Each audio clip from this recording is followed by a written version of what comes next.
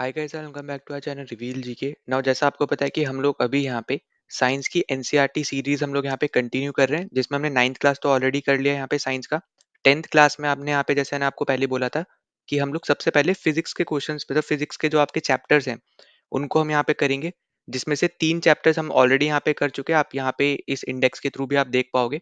तो ये टोटल आपके 4 आपके यहाँ पे ये चैप्टर्स थे आपके, ठीक है, जिसमें से हमने ऊपर के तीनों हमने यहाँ पे कर लिया। बस आपका एक magnetic effects of electric current बचा है, वो हम यहाँ पे इस वीडियो में करेंगे।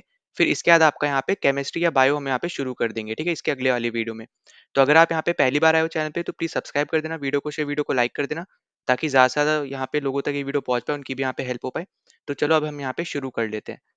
तो जैसे हमने यहाँ पे मैंने आपको यहाँ पे बताया था कि मैग्नेटिक इफेक्ट के बारे में हम लोग यहाँ पे जैसे पिछले वीडियो में मैंने आपको बताया कि मैग्नेटिक इफेक्ट के ऊपर हम लोग यहाँ पे पढ़ने वाले हैं। और क्लास 10 के जो आपके चारों चैप्टर्स हैं, ये अपने आप में ही इंपॉर्टेंट चैप्टर्स है। चाहे आप कोई भी कॉम्पिटिटिव एग्जाम दे रहे हो तो आपको ना इन टॉपिक से आपको क्वेश्चंस पूछे ही जाते हैं जनरली, ठीक है। एज अ स्टैटिक क्वेश्चन भी पूछे जाते हैं या फिर थोड़ा डीप में भी पूछे जाते हैं। तो हम लोग, क्योंकि हम लोग यहाँ पे यूपीएससी सीडीएस या सीएपीएफ के लिए हम लोग यहाँ पे ज़्यादातर प्रिपेयर कर रहे हैं, तो उसके हिसाब से अगर हम यहाँ पे बात करते हैं तो इसलिए हम लोग यहाँ पे एनसीईआरटी कवर भी कर रहे हैं। तो देखो यहाँ पे जैसे हमने पिछले चैप्टर में पढ़ा था कि आपका heating effect of electric current हमने पढ़ा था, जहाँ हमने देखा था कि हमारे पास फॉर्मूला एक निकल के आया था कि H is equals to I square R T, है ना। हमने यहाँ पे ये हीटिंग इफेक्ट पढ़ा था, जिसके थ्रू आपके बहुत सारे आपके इलेक्ट्रिक अप्लायंसेस काम करते हैं, इलेक्ट्रिक डिवाइसेस उसके ऊपर काम करते हैं, जिसके थ्रू आपका, जैसे फॉर एग्जांपल आपका एक निक्रोम होता है। निक्रोम आपका एक हीटिंग एलिमेंट है जो आपका इलेक्ट्रिक हीटर में यूज होता है। जो आपका इलेक्ट्रिक हीटर है वो भी आपका इस heating effect of electric current की वजह से ही काम कर रहा है।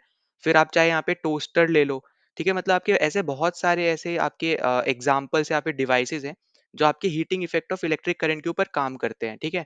अब इसी के साथ इस पर्टिकुलर चैप्टर में अब हम यहाँ पे डिस्कस करेंगे कि आपके हीटिंग इफेक्ट की जगह आपका यहाँ पे जो इलेक्ट्रिक करंट है ना, उसके थ्रू कैसे आपका मैग्नेटिक इफेक्ट यहाँ पे प्रोड्यूस होता है, ठीक है। तो यहाँ पे जैसे आपको क्लियरली देखने को मिलेगा कि आपको पहली चीज तो यहाँ पे स्टैटिक पॉइंट याद रख लेना है कि electric current carrying wire behaves like an magnet, ठीक है। तो यहाँ पे जो भी आपका वायर होगा जिसके थ्रू आपका इलेक्ट्रिक करंट जा रहा होगा, वो एक तरीके से ना मैग्नेट की तरह बिहेव करता है, ठीक है। सबसे पहली चीज आपको यहाँ पे ये याद रखनी है। इसी चीज को थोड़ा यहाँ पे बताने के लिए इन्होंने यहाँ पे ये एक्टिविटी कर रखी है। अब देखो इन्होंने यहाँ पे क्या किया कि इन्होंने एक यहाँ पे पेपर लिया जिसको वर्टिकल यहाँ पे इन्होंने रख दिया, और एक तरीके से यहाँ पे इन्होंने रख दिया। और इसके थ्रू ना एक कॉपर वायर, जो आपको ये एक्स और वाई वाला दिख रहा है ना अलग अलग कलर में, ये बेसिकली इनका यहाँ पे कॉपर वायर है जो इसके वर्टिकली जा रहा है, ठीक है। ये तो आपका यहाँ पे पेपर रखा हुआ है और ये यहाँ पे इसके नीचे से जा रहा है, ठीक है। तो यहाँ पे परपेंडिकुलरी बेसिकली यहाँ पे इस पर्टिकुलर पेपर पे जा रहा है। अब इन्होंने ये कैसे फाइंड आउट किया कि आपका इलेक्ट्रिक करंट प्रोड्यूस होने से, मतलब यहाँ पे इस वायर के जाने से आपका मैग्नेटिक इफेक्ट आपका प्रोड्यूस हो रहा है। तो उस चीज के लिए इन्होंने ना एक छोटा सा यहाँ पे आप देखो एक कंपस रख दिया, ठीक है। अब यहाँ पे जब इन्होंने कंपस रखा, तो जब इन्होंने यहाँ पे ये इलेक्ट्रिक करंट देखा कि इसके थ्रू प्रोड्यूस हो रहा है, तो ये इसका यहाँ पे जो एक कंपस है ना, इसकी जो निडल है, जो आपको ये एरो दिख रही है ना, ये बेसिकली यहाँ पे इसकी एक निडल है, ठीक है।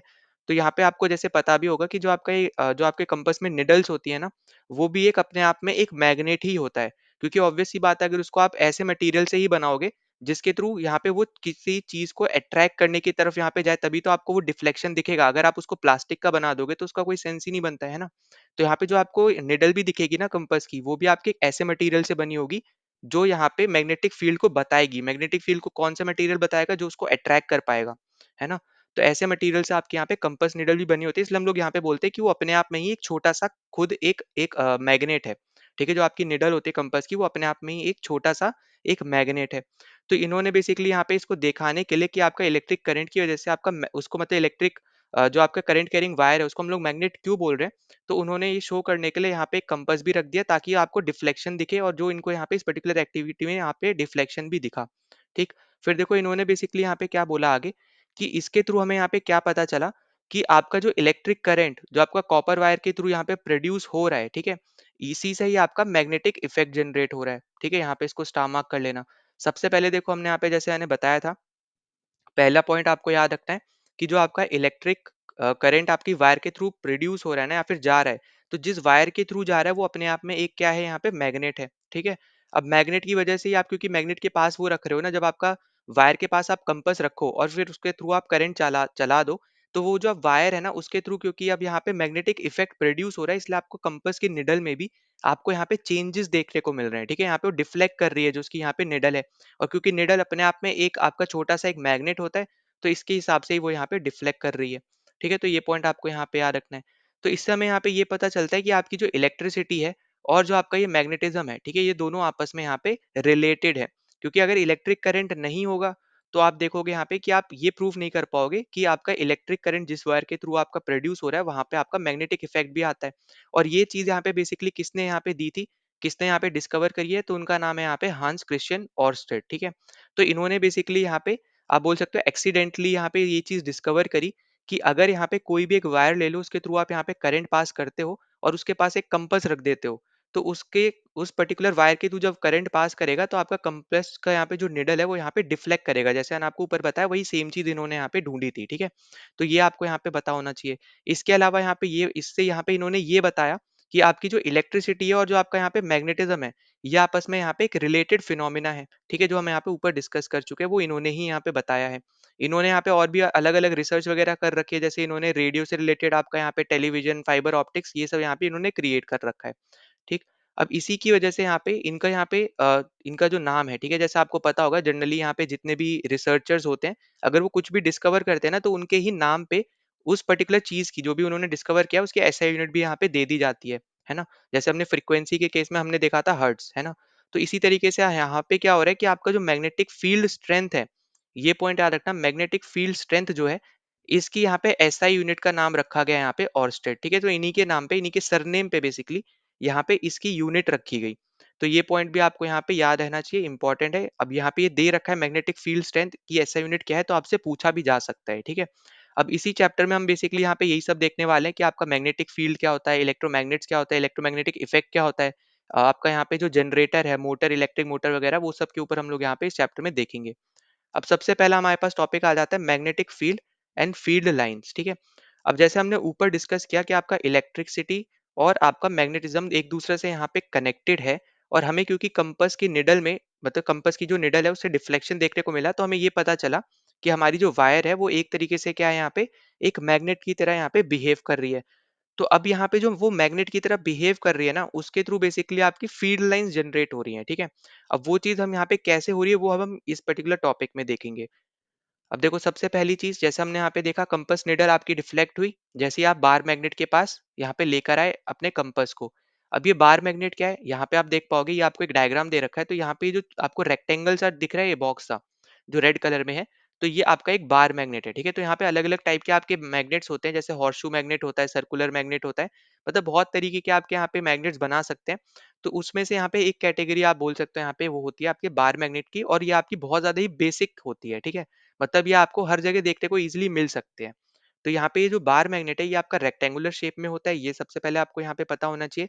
और ये क्योंकि एक मैग्नेट है, तो जैसे ही इसके पास आप कंपास लेके आओगे तो आपकी निडल यहाँ पे डिफ्लेक्ट कर देगी, क्योंकि जैसे मैंने आपको पहले बता रखा है, जो आपका कंपास है उसकी निडल खुद एक छोटा सा यहाँ पे मैग्नेट होती है।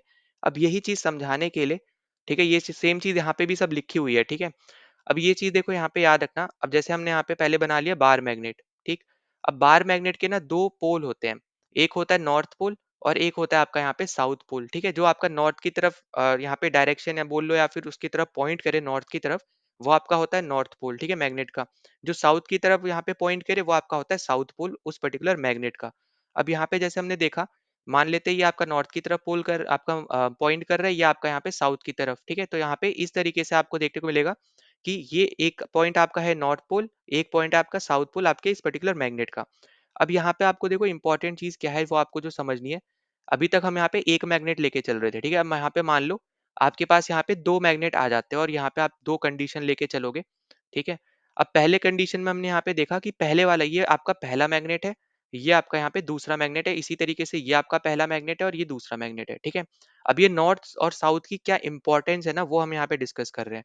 अब जैसे मान लो आपका ये पहला वाला जो मैग्नेट है, इसका नॉर्थ पोल है इस तरफ, तो ऑब्वियस सी बात है दूसरा हो जाएगा यहाँ पे साउथ पोल, ठीक है। तो हर एक मैग्नेट के पास एक नॉर्थ पोल और एक साउथ पोल आपको देखने को मिलेगा, ठीक है। ये पॉइंट आपको यहाँ पे याद रखना है। अब इससे हमें यहाँ पे क्या पता चल रहा है, अब यहाँ पे पहला वाला आपका है यहाँ पे नॉर्थ, इधर वाला हो जाएगा ऑटोमेटिकली साउथ। अब हम मान लेते हैं कि दूसरे वाले का ना नॉर्थ इस तरफ है और साउथ भी आपका यहाँ पे इस तरफ बन जाएगा। तो जब आप इन दोनों मैग्नेट को पास लेके आओगे ना, तो अब आपको यहाँ पे अट्रैक्शन देखने को मिलेगा, यहाँ पे ये दोनों मैग्नेट आपस में अट्रैक्ट करेंगे, यहाँ पे चिपक जाएंगे, ठीक है। तो यहाँ पे हमें क्या पता चल रहा है कि आप अगर आप अपोजिट एंड को, ठीक है, आप दोनों मैग्नेट लो, 2 मैग्नेट हो, एक हाथ में और एक दूसरा दूसरे हाथ में। अगर आप अपने उन मैग्नेट्स के अपोजिट एंड्स को ना आप यहाँ पे अपने मतलब मैग्नेट के पास लेके आते हो, एक दूसरे के पास लेके आते हो, तो यहाँ पे वो अट्रैक्ट कर जाते हैं, अट्रैक्शन आपको देखने को मिलता है। वहीं पे अगर मान लो यहाँ पे दूसरा कंडीशन हम ले लेते हैं, इधर वाला नॉर्थ, इधर वाला आपका साउथ, फिर हम ले लेते हैं यहाँ पे ये वाला साउथ है और ये वाला नॉर्थ है, ठीक है।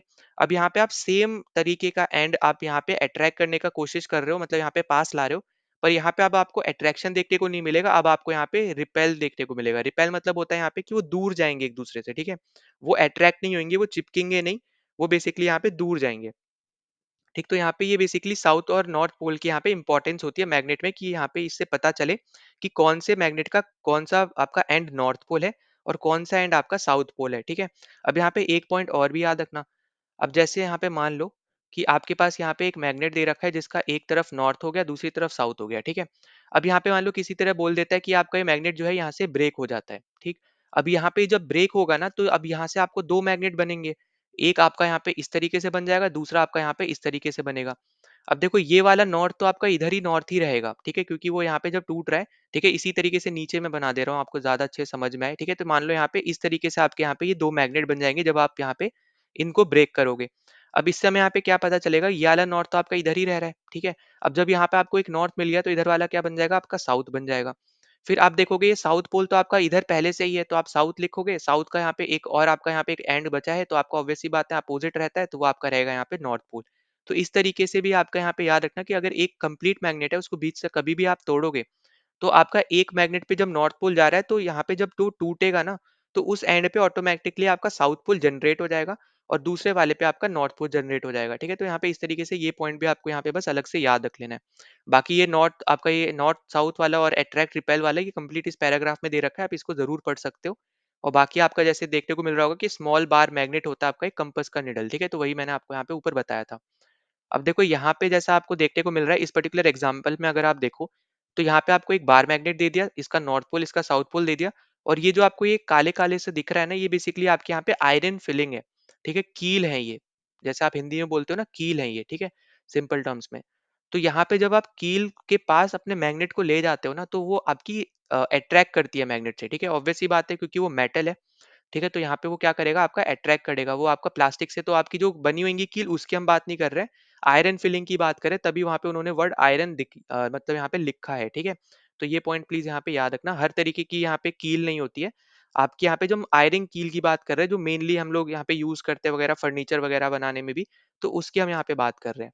अब यहाँ पे आपको एक पैटर्न थोड़ा हल्का फुल्का दिख रहा हो अगर, तो आपको दिख रहा होगा थोड़ा ना ऐसे इस शेप में जा रहे हैं, ये जितनी भी कील है कुछ आपकी ऐसे ऐसे शेप में जा रही है।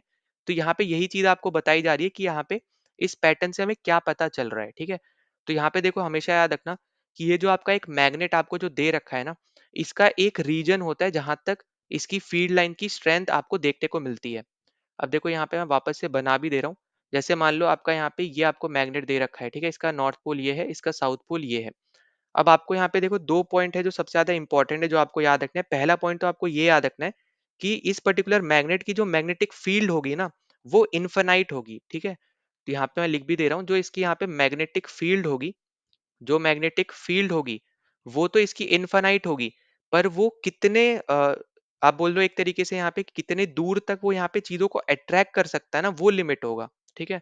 तो यहाँ पे उसका मतलब एक तरीके से हो गया जो हमने ऊपर पढ़ा था, मैग्नेटिक फील्ड स्ट्रेंथ, ठीक है, मैग्नेटिक फील्ड स्ट्रेंथ कि मतलब वो कहाँ तक अपनी यहाँ पे जो स्ट्रेंथ है उसको यहाँ पे बना के रख सकता है, वो आपका रहेगा यहाँ पे लिमिट में, ठीक है। मैग्नेटिक फील्ड तो आपकी इनफाइनाइट है, बहुत दूर दूर तक रहती है हर एक आपके मैग्नेट की, पर वो कितने दूर की ही चीजों को अपने पास अट्रैक्ट कर सकता है, वो उसका यहाँ पे लिमिट है।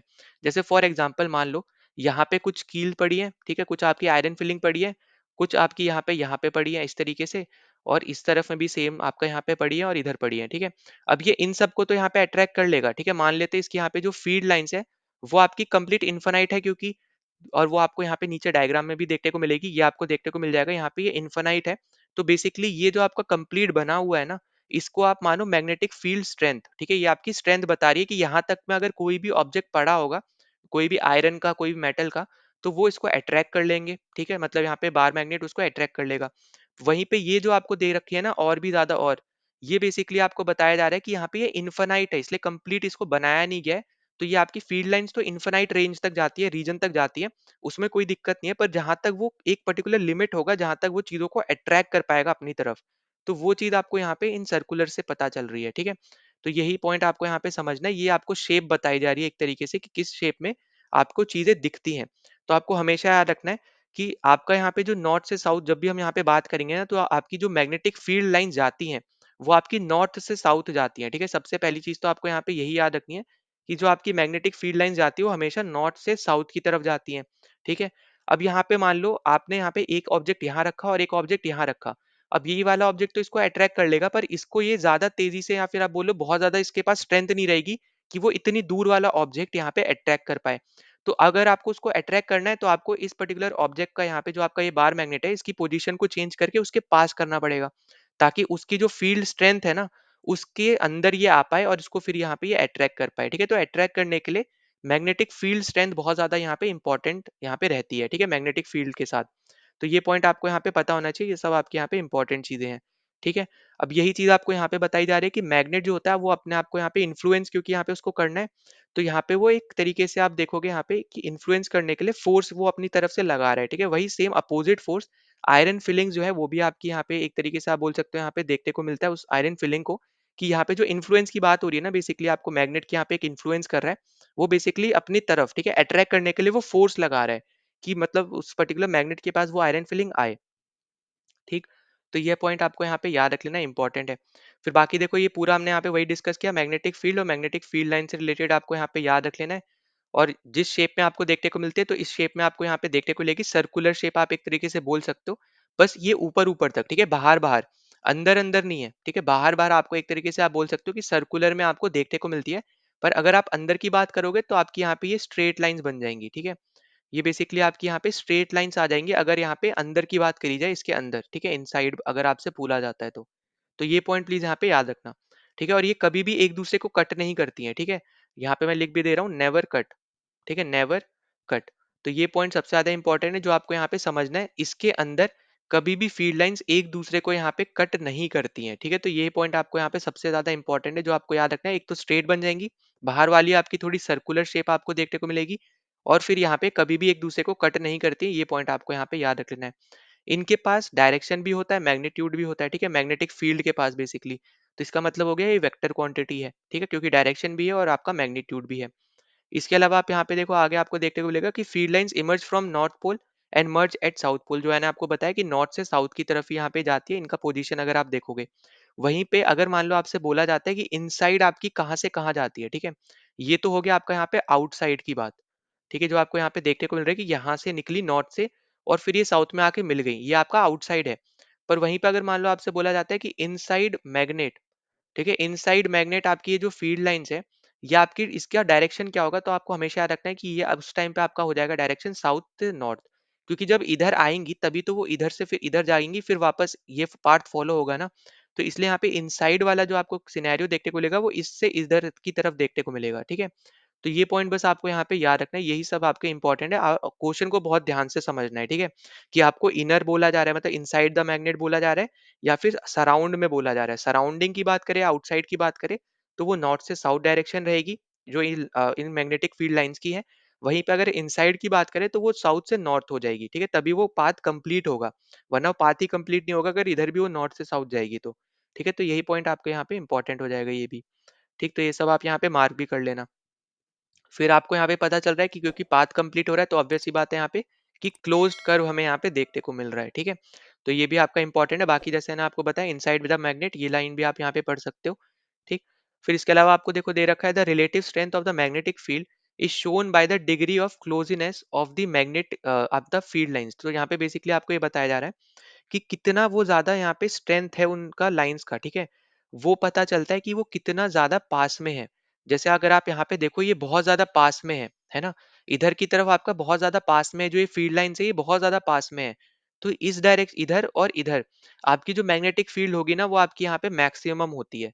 वहीं पे इधर वाली जो आप डायरेक्शन देखोगे जहाँ एरो बनी है ना, तो आपको पता चलेगा यहाँ पे कि फील्ड लाइन्स में बहुत ज़्यादा डिफरेंस है एक दूर के, मतलब यहाँ पे अगर आप देखो, तो आपस में ये बहुत दूर-दूर हैं। तो जब ये दूर-दूर है, तो यहाँ पे जो आपको मैग्नेटिक फील्ड लाइन्स की वजह से आपको जो मैग्नेटिक इफेक्ट देखने को मिलेगा, वो सबसे कम देखने को मिलेगा, ठीक है? मिक्स लिख दिया यहाँ पे मिनिमम, ठीक है? तो यहाँ पे यही पॉइंट इंपॉर्टेंट है जो आपको यहाँ पे याद रखना है कि मैक्सिमम कहाँ पे आपको देखने को मिलता है मैग्नेटिक इफेक्ट और सबसे कम कहाँ देखने को मिलता है। तो मैक्सिमम आपको देखने को मिलेगा जहाँ पे भी ये फील्ड लाइंस आपस में बहुत ज्यादा पास पास होंगी, वो आपके हो गए साउथ पोल और नॉर्थ पोल के एकदम एंट्री पॉइंट्स, ठीक है, एग्जिट और एंट्री पॉइंट जो आप बोल लो, ठीक है। नॉर्थ की तरफ तो एग्जिट हो जाएगा, साउथ की तरफ एंट्री पॉइंट। वहीं पे अगर हम बात करें मिनिमम की, तो मिनिमम आपका रहेगा एकदम बीच में, जब आपके वो आउटसाइड है, जो आपकी मैग्नेटिक फील्ड लाइन से अगर बाहर है। तो इनमें अगर आप देखोगे यहाँ पे दो फील्ड लाइंस लो, इनके बीच में देखो बहुत ज्यादा डिफरेंस है, तो जब यहाँ पे आपस में बहुत बड़ा गैप है, तो आपको यहाँ से क्लियरली पता चल जाएगा कि आपकी जो मैग्नेटिक फील्ड इफेक्ट होगा यहाँ पे इस पर्टिकुलर केस में, वो आपका मिनिमम रहेगा। और पोल्स के पास सबसे ज्यादा यहाँ पे ज्यादा रहेगा, क्योंकि वहां पे आपके क्लोजीनेस आपका बहुत अच्छा है, ठीक है, मतलब बहुत ज्यादा पास पास में आपको फील्ड लाइंस देखने को मिल रही है। तो ये भी आपका एक स्टैटिक पॉइंट है, इसको भी आप यहाँ पे स्टार मार्क कर सकते हो। फिर आगे आपको देखने को मिलेगा the field lines is stronger, that is the force acting on the pole of another magnet placed is greater where the field lines are crowded। अब देखो इसका मतलब यहाँ पे क्या है कि फील्ड जो आपका होगा यहाँ पे स्ट्रॉन्गर रहेगा जब हम यहाँ पे फोर्स एक्ट करवा रहे हैं, ठीक है, जो भी आपका यहाँ पे पोल की यहाँ पे जो भी हम यहाँ पे फोर्स को यहाँ पे दे रहे हैं एक दूसरे मैग्नेट को, ठीक है, दूसरे मैग्नेट को बेसिकली अट्रैक्ट करने के लिए, हम यहाँ पे हमें यही चीज बोली जा रही है, तो वो उस मैग्नेट की तरफ आपका अट्रैक्ट, जैसे मान लो आपका देखो बोला क्या जा रहा है सिंपल टर्म्स में, ये दो मैग्नेट है, ठीक है। अब अगर मान लो कि इसकी फील्ड लाइन जो आपकी है वो बहुत ज्यादा पास पास है, इसकी थोड़ी दूर दूर है, ठीक है। तो ये जो ये वाला मैग्नेट है ना वो इसकी तरफ अट्रैक्ट होगा, ना कि इधर से इधर, आप बोल सकते हो एक तरीके से, ठीक है। पर आपस में आपको देखने को मिलेगा कि दोनों एक दूसरे की तरफ जा रहे हैं, इसमें कोई वो दिक्कत नहीं है। पर यहाँ पे मान लो फॉर एग्जाम्पल आप इस तरफ से लगाते हो, ठीक है, इस मैग्नेट को आप इस तरफ से लगाते हो, तो अब यहाँ पे क्योंकि इधर आपका इसका कोई नॉर्थ या साउथ पोल होगा ऊपर वाले का, तो ये वाला जो नीचे वाला मैग्नेट है, क्योंकि इसके बीच की तरफ आप ये वाला मैग्नेट लगा रहे हो, तो आपको देखने को मिलेगा कि ये वाला मैग्नेट उस पे जाएगा, ठीक है, ना कि ऊपर वाला इधर आएगा, ठीक है। तो यही पॉइंट आपको बस यहाँ पे बताया जा रहा है, ये आप जरूर देख सकते हो, ठीक है। तो ये बेसिकली आपके क्राउडेड बोल लो या फिर बहुत ज्यादा क्लोजीनेस बोल लो, इसके वजह से आपको यहाँ पे ये चीजें देखने को मिलती हैं, ठीक। फिर अगर हम आगे बात करें तो जैसा ना आपको पहले बता रखा है कि कोई भी फील्ड लाइन आपकी यहाँ पे एक दूसरे को कट नहीं करती है, वही सेम चीज यहाँ पे दे रखी है। और अगर मान लो अगर यहाँ पे वो भी आपको बता रखा है कि अगर वो कट करती तो क्या होता, ठीक है। तो जैसे आपको दे रखा है कि it would mean that at the point of intersection the compass needle would point towards two direction which is not possible। मतलब यहाँ पे बोलने का ये है कि अगर यहाँ पे आपकी जो दो फील्ड लाइंस आपको दे रखी हैं, अगर वो एक दूसरे को कट कर रही होती ना, तो वो आपकी जो निडल है ना वो एक टाइम पे दो डायरेक्शन देती, जो कि पॉसिबल नहीं है, ठीक है। क्योंकि आप अगर एक डायरेक्शन में मूव कर रहे हो तो वो दूसरी डायरेक्शन क्यों देगी।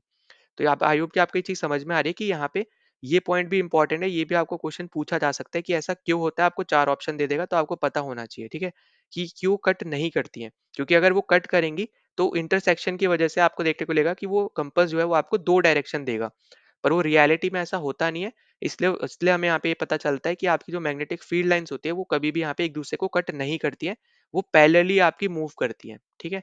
तो ये पॉइंट आपका यहाँ पे इंपॉर्टेंट हो जाएगा। फिर आगे आपको दे रखा है magnetic field due to a current carrying conductor, ठीक है। तो मैग्नेटिक फील्ड आपका यहाँ पे क्या रहेगा, करंट कैरिंग कंडक्टर के लिए। तो वही अब हम यहाँ पे इस पर्टिकुलर चीज में हम लोग यहाँ पे डिस्कस करेंगे। अब देखो यहाँ पे आपको दो सर्किट दिए इस पर्टिकुलर एक्टिविटी में, एक आपको यहाँ पे देखने को मिलेगा, एक आपका यहाँ पे ये जो आपको देखने को मिल रहा है बैटरी, ठीक है। बैटरी में आप यहाँ पे डिफरेंस देखना, एक में इन्होंने क्या किया, पहले तो यहाँ पे इन्होंने एक तरफ ये वाला पॉजिटिव टर्मिनल हो गया, इधर का ये वाला आपका हो गया नेगेटिव टर्मिनल, ठीक है।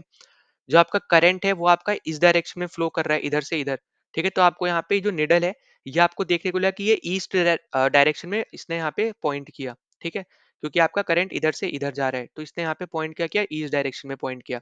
अब इन्होंने देखा कि यहाँ पे इसको चेंज करने के लिए या फिर बताने के लिए यहाँ पे कि क्या इफेक्ट हमें देखने को मिलता है मैग्नेटिक फील्ड में, तो इन्होंने क्या किया, अब यहाँ पे जो बैटरी है इसकी पोजीशन चेंज कर दी। मतलब इन्होंने क्या किया, अब यहाँ पे जो प्लस है ना बेसिकली पॉजिटिव टर्मिनल, इसको चेंज करके कर दिया यहाँ पे नेगेटिव टर्मिनल, और नेगेटिव वाले को चेंज करके कर दिया यहाँ पे इन्होंने पॉजिटिव टर्मिनल, ठीक है। तो यहाँ पे इन्होंने आपस में टर्मिनल्स चेंज कर दिए।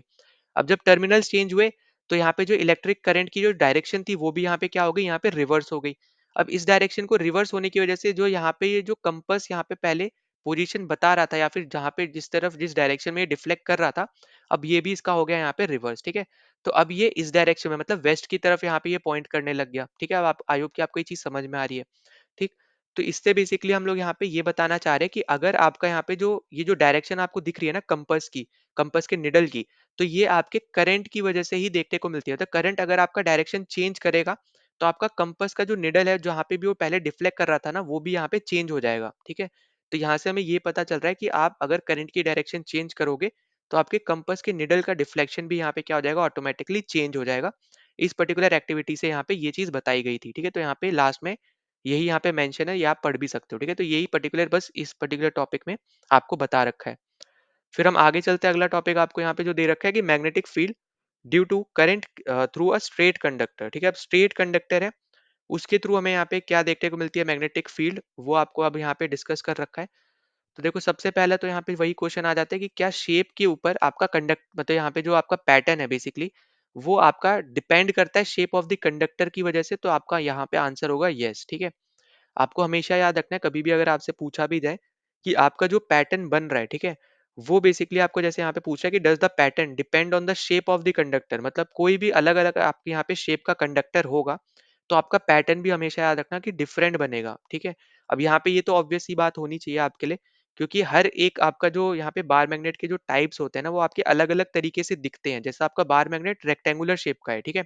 एक आपका आता है हॉर्स शू मैग्नेट, जो आपके हॉर्स के नीचे आप लोहे का आप यहाँ पे जो शू लगाते हो ना, उसी के शेप का आपका एक होता है हॉर्सशू मैग्नेट। तो वहां पे जब आप करोगे चीज, तो वहां पे आपका अलग पैटर्न बनेगा। तो इससे आपको एक चीज तो आइडिया यहाँ पे लगना चाहिए कि यहाँ पे जो पैटर्न है ना, वो बेसिकली आपके कंडक्टर के शेप के ऊपर डिपेंड कर रहा है, ठीक है, कि यहाँ पे क्या तरीके का पैटर्न बनेगा।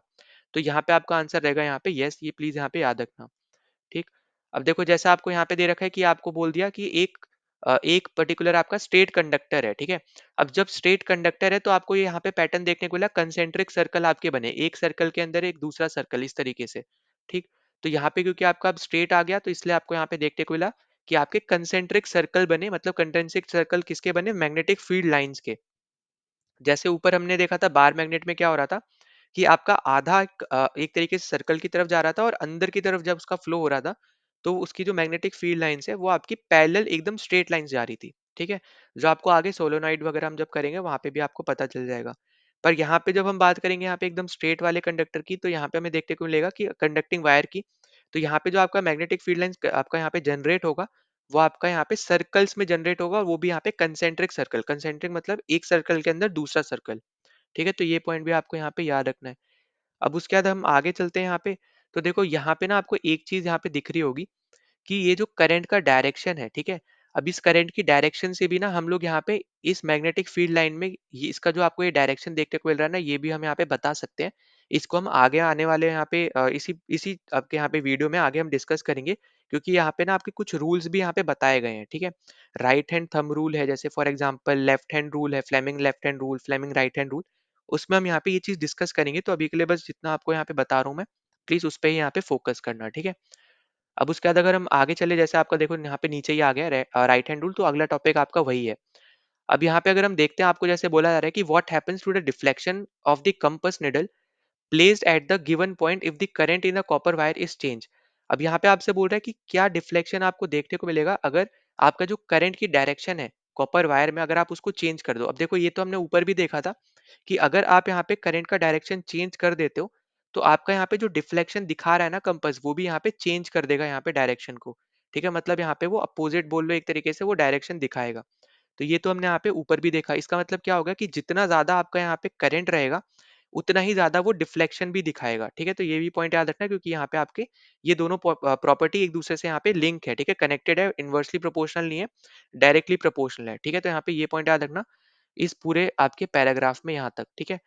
उसके बाद आगे आपको देखने को मिल रहा है कि it indicates that the magnitude of the magnetic field produce at a given point increases as the current through the wire increases. इसका मतलब यहाँ पे क्या हो गया कि आपका जो मैग्नेटिक फील्ड है ना, उसका मैग्नीट्यूड मतलब उसकी जो वैल्यू है वो भी आपकी इंक्रीज करेगी जैसे जैसे आप यहाँ पे करंट को बढ़ाओगे, ठीक है?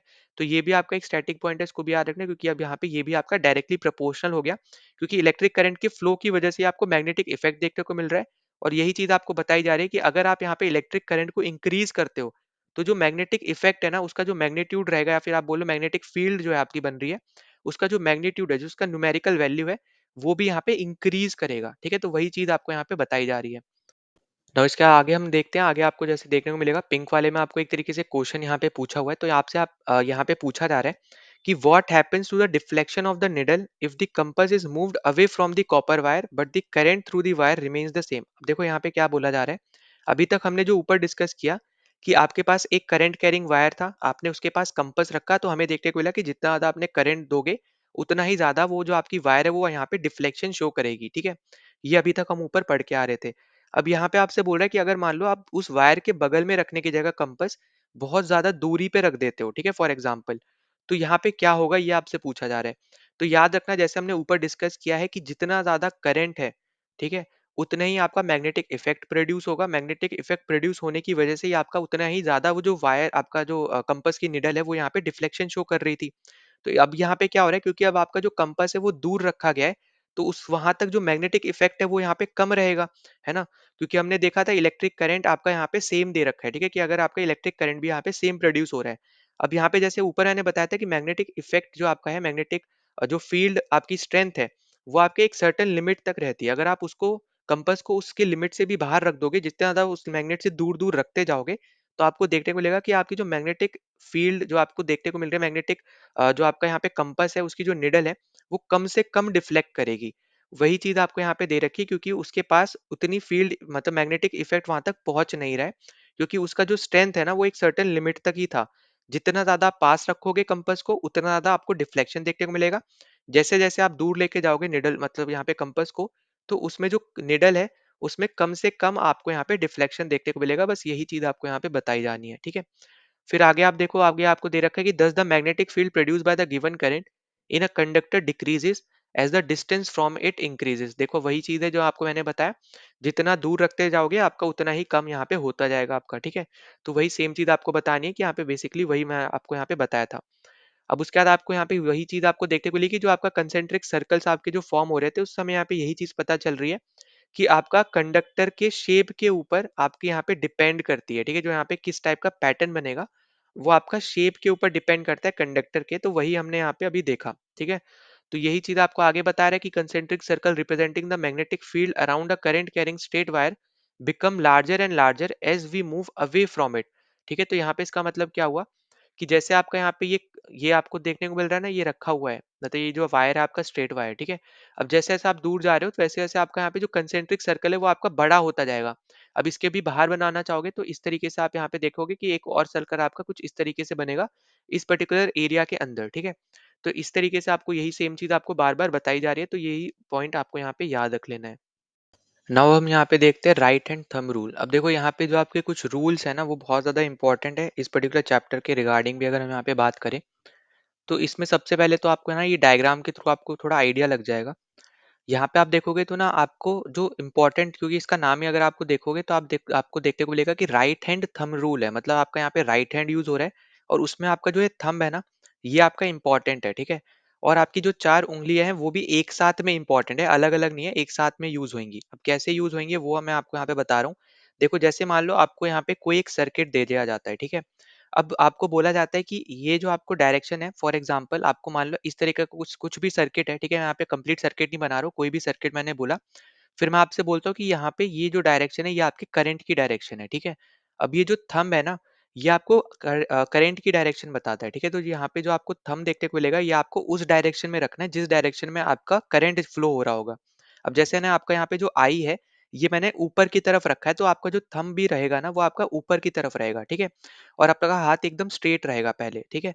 आपका सबसे पहले काम होना चाहिए यहाँ पे कि आपको एक जो सर्किट दिया है उसमें आपका जो आपका जो डायरेक्शन है, करंट का जो डायरेक्शन है, उसी डायरेक्शन में आप अपने यहाँ पे थंब को रखोगे।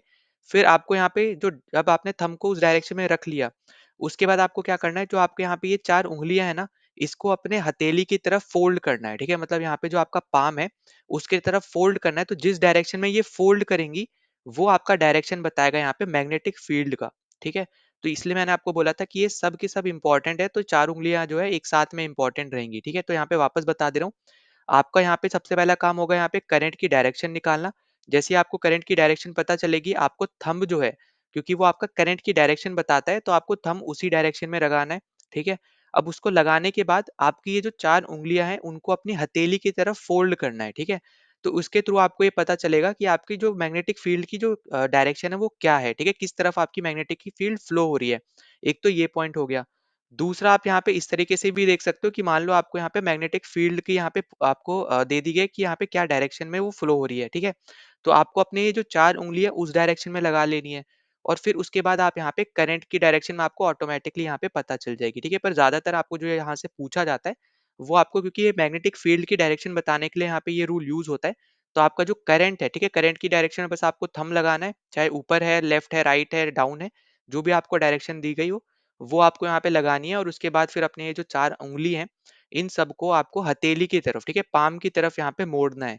जैसे आप थम्स अप दिखाते हो ना, उस तरीके से, ठीक है? तो यहाँ पे उसकी तरफ आप मोड़ोगे, तो जिस भी डायरेक्शन में मुड़ रही होंगी, उस वो वाली आपकी डायरेक्शन होगी यहाँ पे मैग्नेटिक फील्ड की। ठीक है? तो बस यहाँ पे इतना ही आपका ये लॉ था, यही हमने यहाँ पे डिस्कस करना था ये कंप्लीट में, ठीक है? अब उसके बाद आप यहाँ पे देखोगे वही क्वेश्चन आपको यहाँ पे बताया जा रहा है, ठीक है? कि a current through a horizontal power line flows in east west direction. आपका जो करंट है वो आपका फ्लो हो रहा है ईस्ट टू वेस्ट डायरेक्शन में। तो यहाँ पे आपका डायरेक्शन क्या होगी मैग्नेटिक फील्ड की। अब देखो ईस्ट से वेस्ट फ्लो हो रही है, तो अपना यहाँ पे जो थंब है वो अपना यहाँ पे कहाँ किस डायरेक्शन में रखोगे, वेस्ट डायरेक्शन में रखोगे, क्योंकि वो वेस्ट की तरफ फ्लो हो रही है। तो वेस्ट में आपने रखा, तो आप अब आप यहाँ पे क्या आपको देखने को मिलेगा कि अपनी यहाँ पे जो 4 उँगली है उसको आप हथेली की तरफ फोल्ड करोगे, तो वो नीचे की तरफ इस तरीके से फोल्ड होएंगी कि आपके जो आपका जो एक तरीके से आप समझो कि यहाँ पे जो ऊपर वाला हिस्सा है, ठीक है? क्योंकि आपको ये पूछा जा रहा है कि ऊपर की तरफ क्या होगा, नीचे की तरफ क्या होगा। तो ऊपर वाला हिस्सा आपका यहाँ पे क्लॉकवाइज डायरेक्शन शो करेगा और नीचे वाला हिस्सा आपका यहाँ पे एंटी क्लॉकवाइज डायरेक्शन शो करेगा। ठीक है? तो ये पॉइंट आपका यहाँ पे इंपॉर्टेंट है, बस आपको यही करना है कि अपनी डायरेक्शन बस आपको करंट की पता होनी चाहिए, ठीक है? जो आपको यहाँ पे नीचे दे रखा है कि clockwise in plane perpendicular to the wire and when viewed from the east direction, ठीक है? ईस्ट से देखेंगे तो ऐसा देखने को मिलेगा क्लॉकवाइज में। वहीं पे अगर आप वेस्ट से देखोगे तो आपको एंटी क्लॉकवाइज देखने को मिलेगा। बस आपको यहाँ पे डायरेक्शन बतानी थी और कुछ भी नहीं करना था, ठीक है? फिर हम यहाँ पे आगे चल लेते हैं। अब देखो आगे आपके पास अगला टॉपिक आ जाता है यहाँ पे magnetic field due to current through a circular loop. ठीक है? अब यहाँ पे सर्कुलर लूप के थ्रू आपके यहाँ पे मैग्नेटिक फील्ड बेसिकली आपको यहाँ पे क्या देखने को मिलती है उसके बारे में आपको यहाँ पे बोला जा रहा है। तो अब आपको यहाँ पे देखो इन्होंने क्या किया कि आपकी जो अभी स्ट्रेट वायर थी ना उसको इन्होंने सर्कुलर शेप में यहाँ पे इन्होंने कन्वर्ट कर दिया, ठीक है? तो अब यहाँ पे वही देखने को मिला कि straight wire is bent in the form of a circular loop and current is pass through it. मतलब यहाँ पे सर्कुलर लूप में इन्होंने लगा दिया और फिर यहाँ पे इन्होंने करंट पास किया।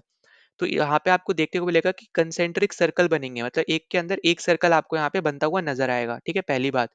दूसरी बात, जैसे ही आप यहाँ पे इस वायर के सेंटर पे आओगे ना तो यहाँ पे ये जो आपको स्ट्रेट लाइन दिख रही है ना, ये भी आपका एक तरीके का यहाँ पे मैग्नेटिक फील्ड ही है, पर यहाँ पे वो स्ट्रेट बन जाएगी, ठीक है? जब आपका यहाँ पे जब आप सेंटर पे आओगे तो यहाँ पे क्या देखने को मिलेगा कि आपका ये स्ट्रेट बन जाएगा और यहाँ पे आपको पता चलेगा कि आपका जो करंट कैरिंग है, जो आपको देखने को मिलेगा, जो आपका मैग्नेटिक फील्ड जो आपका प्रोड्यूस हो रहा है इस करंट कैरिंग वायर के थ्रू, वो आपका यहाँ पे डायरेक्टली प्रोपोर्शनल नहीं होगा, वो इनवर्सली प्रोपोर्शनल होगा यहाँ पे डिस्टेंस के। इसका मतलब यहाँ पे देखो क्या हो गया कि जितना ज्यादा आप दूर जाओगे, ठीक है, जितना ज्यादा आप यहाँ पे दूर जाओगे तो उतना आपको देखने को मिलेगा कि यहाँ पे उसकी जो मैग्नेटिक फील्ड है वहाँ पे वो कम है। और जितना ज्यादा आप पास आओगे, जैसे आपका डिस्टेंस कम होगा, तो आपको देखने को मिलेगा कि यहाँ पे जो आपकी मैग्नेटिक फील्ड प्रोड्यूस हो रही है वो यहाँ पे ज्यादा है, ठीक है? तो ये बस आपको यहाँ पे इस पर्टिकुलर लाइन में आपको दे रखा है, तो इसको आप जरूर एक बार यहाँ पे गो थ्रू कर लेना, पढ़ भी लेना, ठीक है? फिर हम यहाँ पे आगे चलते हैं, तो आगे आपको दे रखा है, जैसे आपको यहाँ पे डायग्राम देखने को मिलेगा कि ये आपके यहाँ पे है एक सर्कुलर वायर, ठीक है, जो आपको यहाँ पे बना रखी है। अब हर एक पॉइंट पे ना आपको देखने को मिलेगा कि हर एक पॉइंट पे आपका एक सर्कुलर लूप जा रहा है। अभी इन्होंने देखो ये पूरा कंसेंट्रिक सर्कल बनाया नहीं है, पर आपको यहाँ पे यही मानना है ये पूरा एक कंसेंट्रिक सर्कल है, ठीक है? तो यहाँ पे आपको एक सर्कल के अंदर दूसरा सर्कल आपको देखने को मिलेगा और सेंटर पे आके अब यहाँ पे ये स्ट्रेट हो जाएगा, ठीक है?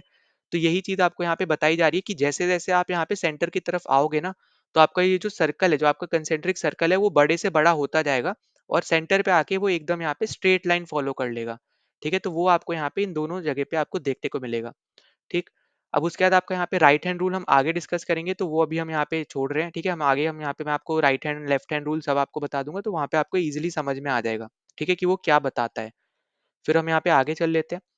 तो यहाँ पे आगे की अगर हम बात करें तो यहाँ पे आपको देखने को मिलेगा ये इंपॉर्टेंट है, ठीक है? जितने भी आपके यहाँ पे तीनों दे रखे हैं, तीनों स्टैटिक बेस्ड क्वेश्चन बन सकते हैं।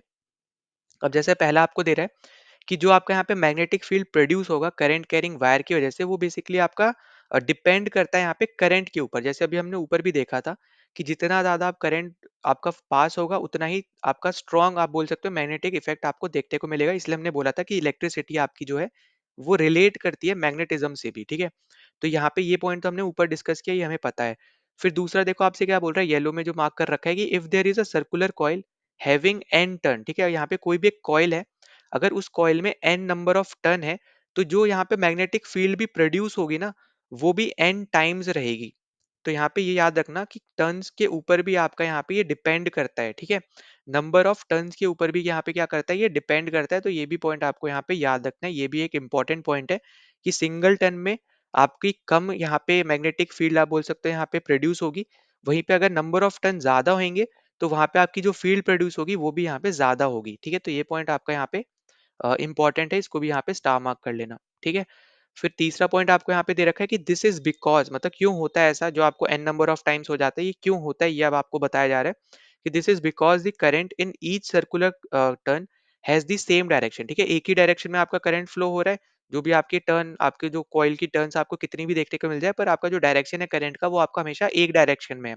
और जैसे हमने ऊपर पढ़ा था कि आपका यहाँ पे जो करंट की डायरेक्शन बोल लो, आप यहाँ पे करंट जितना ज्यादा आप इंक्रीज करोगे, इसकी वजह से हमने देखा था ऊपर कि आपका जो मैग्नीट्यूड है, ठीक है, इलेक्ट्रिक आपका मैग्नेटिक फील्ड का, वो भी आपका क्या होता है यहाँ पे, वो इंक्रीज करता है। तो वही सेम चीज की वजह से आपको ये जो आपको येलो लाइन में देखने को मिला, वो चीज प्रोड्यूस होती है, ठीक है? तो वही हमने ऊपर डिस्कस किया था कि आपका एन नंबर ऑफ टाइम्स वो हो जाता है, वो यहाँ पे आपका इंक्रीज हो जाता है, सम करके आपका मैग्नीट्यूड क्या होता है, एक न्यूमेरिकल वैल्यू है, तो वो आपकी यहाँ पे इंक्रीज कर जाती है, ठीक है? तो यहाँ पे वही सब आपको दे रखा है।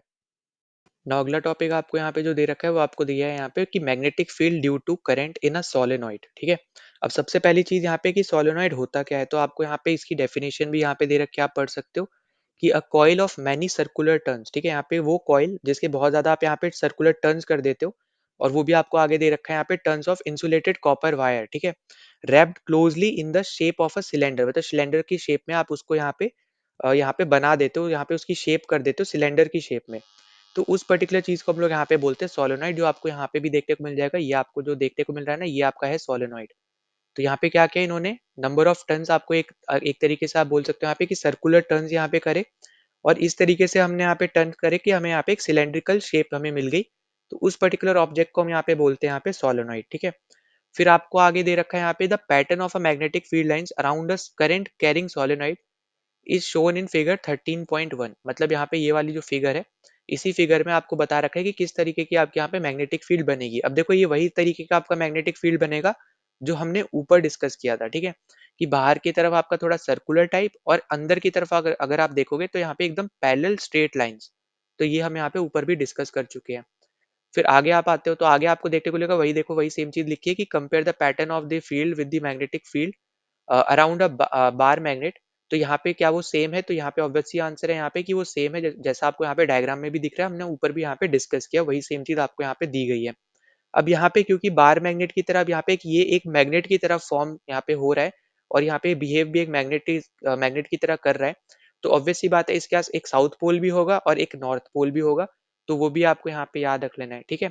कि आपका एक पोल जो होगा, मतलब एक एंड जो होगा यहाँ पे सोलेनोइड का, वो आपका नॉर्थ की तरफ बिहेव करेगा, नॉर्थ पोल की तरह, और जो आपका यहाँ पे दूसरा एंड होगा, वो आपका साउथ पोल की तरह बिहेव करेगा मैग्नेट के, ठीक है? तो यहाँ पे ये पॉइंट याद रखना। फिर आगे आपको दे रखा है the field lines inside a solenoid are in the form of parallel straight lines. तो ये तो मैंने आपको पहले ही बता रखा है।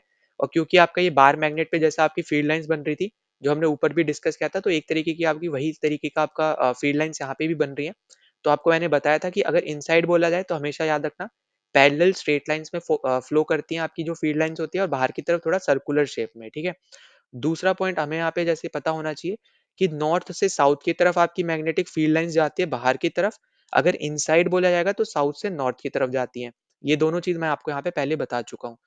फिर हम आगे चलते हैं यहाँ पे, तो आगे आपको दे रखा है this indicates that the magnetic field is the same at all point inside the solenoid. तो यहाँ पे ये तो एकदम सी करेक्ट सी बात है कि यहाँ पे क्योंकि वो इक्वल डिस्टेंस पे है, पैरेलल है, और स्ट्रेट लाइन में पाथ फॉलो फॉलो कर रही है वो जितनी भी मैग्नेटिक फील्ड लाइंस है, तो हर एक का जहाँ यहाँ पे ना जो स्ट्रेंथ होगा, वो यहाँ पे सेम ही रहने वाली है, ठीक है? जितने भी यहाँ पे आपको पॉइंट देखने को मिल जाएंगे इनसाइड जो आपका सोलेनोइड है उसके, तो हर एक का यहाँ पे सिमिलर ही रहेगा, यहाँ पे जो स्ट्रेंथ रहेगा, ठीक?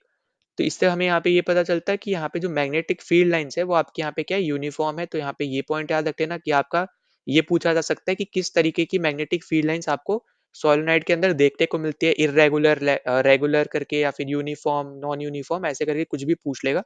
तो याद रखना है यहाँ पे यूनिफॉर्म रहती है, ठीक है? तो ये इंपॉर्टेंट पॉइंट है। यहाँ पे ये स्टैटिक पॉइंट बन सकता है, तो ये यहाँ पे याद रख लेना। फिर हम आगे चलते हैं यहाँ पे, तो आगे आपको दे रखा है यहाँ पे a strong magnetic field produced inside a solenoid can be used as magnetize a piece of magnetic material like soft iron when placed inside the coil. Magnet so form is called a electromagnet. अब देखो यहाँ पे आपको बताया जा रहा है कि इलेक्ट्रोमैग्नेट होते क्या है, ठीक है। तो यहाँ पे इन्होंने क्या किया कि एक स्ट्रॉन्ग मैग्नेटिक फील्ड जो यहाँ पे प्रोड्यूस हुई सोलेनॉइड के अंदर, ठीक है, क्योंकि यहाँ पे करंट हमने पास किया, तो जिसकी वजह से हमें देखने को मिला कि आपका, क्योंकि ये सर्कुलर में है ना, नंबर ऑफ टर्न्स के ऊपर डिपेंड करता है। जैसे हमने ऊपर पढ़ा था कि एन नंबर ऑफ टर्न्स होंगे, तो आपका यहाँ पे एन नंबर टाइम्स ही आपका मैग्नेटिक फील्ड भी प्रोड्यूस होगा। अब क्योंकि यहाँ पे नंबर ऑफ टर्न्स, यहाँ पे क्योंकि सर्कुलर में बार बार टर्न कर रहे हैं, तो ऑब्वियस सी बात है इसका यहाँ पे जो मैग्नेटिक फील्ड जो प्रोड्यूस होगा ना, वो भी यहाँ पे स्ट्रांग होगा, यहाँ पे अच्छा खासा होगा, ज्यादा होगा, है ना। हमने ऊपर यहाँ पे डिस्कस भी किया था। तो वही सेम चीज आपको दे रखी है कि यहाँ पे हमें देखने को मिलता है कि एक strong magnetic field line produce होती है, क्योंकि नंबर आपका यहाँ पे n number of circular turns हमें यहाँ पे देखने को मिलते हैं सोलेनॉइड के अंदर। इसकी वजह से ना ये चीज आपकी यूज होती है मैग्नेटाइज करने के लिए चीजों को, ठीक है। और इसी को हम लोग यहाँ पे बोलते हैं, यहाँ पे इसके थ्रू आप बोल सकते हैं यहाँ पे जिस पर्टिकुलर मैग्नेट को हम बोल रहे हैं यहाँ पे इलेक्ट्रोमैग्नेट, ठीक है। इसी को हम क्या बोलते हैं यहाँ पे इलेक्ट्रोमैग्नेट भी बोलते हैं। तो ये यहाँ पे आपका एक छोटा सा पॉइंट हो जाएगा जो आपको यहाँ पे याद रख लेना है। नौ अगला टॉपिक आपको यहाँ पे दे रखा है force on a current carrying conductor in a magnetic field, ठीक है। तो करंट कैरिंग कंडक्टर में फोर्स क्या होगी मैग्नेटिक फील्ड के अंदर। तो देखो अभी तक हम लोगों ने यहाँ पे बहुत कुछ डिस्कस किया, मैग्नेटिक फील्ड कैसे प्रोड्यूस होती है, करंट की वजह से होती है, और नंबर ऑफ टर्न्स आपके डायरेक्टली प्रोपोर्शनल होते हैं, कंपास को कितना दूर रखोगे क्या हमें देखने को मिलता है। तो ये सब आपके बहुत ज्यादा इंपॉर्टेंट आपके यहाँ पे टॉपिक्स या फिर आप बोल सकते हो कॉन्सेप्ट्स हैं। तो ये सब तो आपको यहाँ पे पता होना चाहिए, ठीक है। अब यहाँ पे इस पर्टिकुलर चीज के थ्रू यहाँ पे जो आपका फोर्स के ऊपर बेसिकली यहाँ पे बात की जा रही है, तो अब यहाँ पे आपको याद रखना है आपका फ्लेमिंग्स लेफ्ट हैंड रूल, ठीक है। Fleming's Fleming's left hand rule, left hand rule, ठीक है।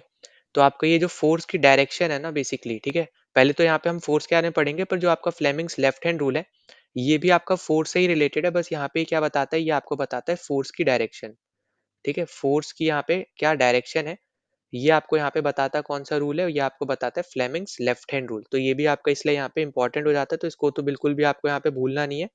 तो ये आपको यहाँ पे पता होना चाहिए, ठीक है। फिर इसके अलावा अगर हम यहाँ पे पहले हम लोग चलो यहाँ पे ये पढ़ लेते हैं कि क्या क्या हमें यहाँ पे दे रखा है। तो सबसे पहले जैसे आपको बोला जा रहा है कि electric current flowing through a conductor produces a electric magnetic field, ये हमने ऊपर देखा, बहुत बार डिस्कस कर लिया है। फिर आगे हमसे बोला जा रहा है the field so produce exerts a force on a magnet placed in a vicinity of the conductor. अब देखो यहाँ पे ये बोला जा रहा है यहाँ पे कि क्योंकि आपका हमें यहाँ पे पता है कि इलेक्ट्रिक फील्ड की वजह, सॉरी, इलेक्ट्रिक करंट की वजह से आपका मैग्नेटिक फील्ड प्रोड्यूस हो रहा था।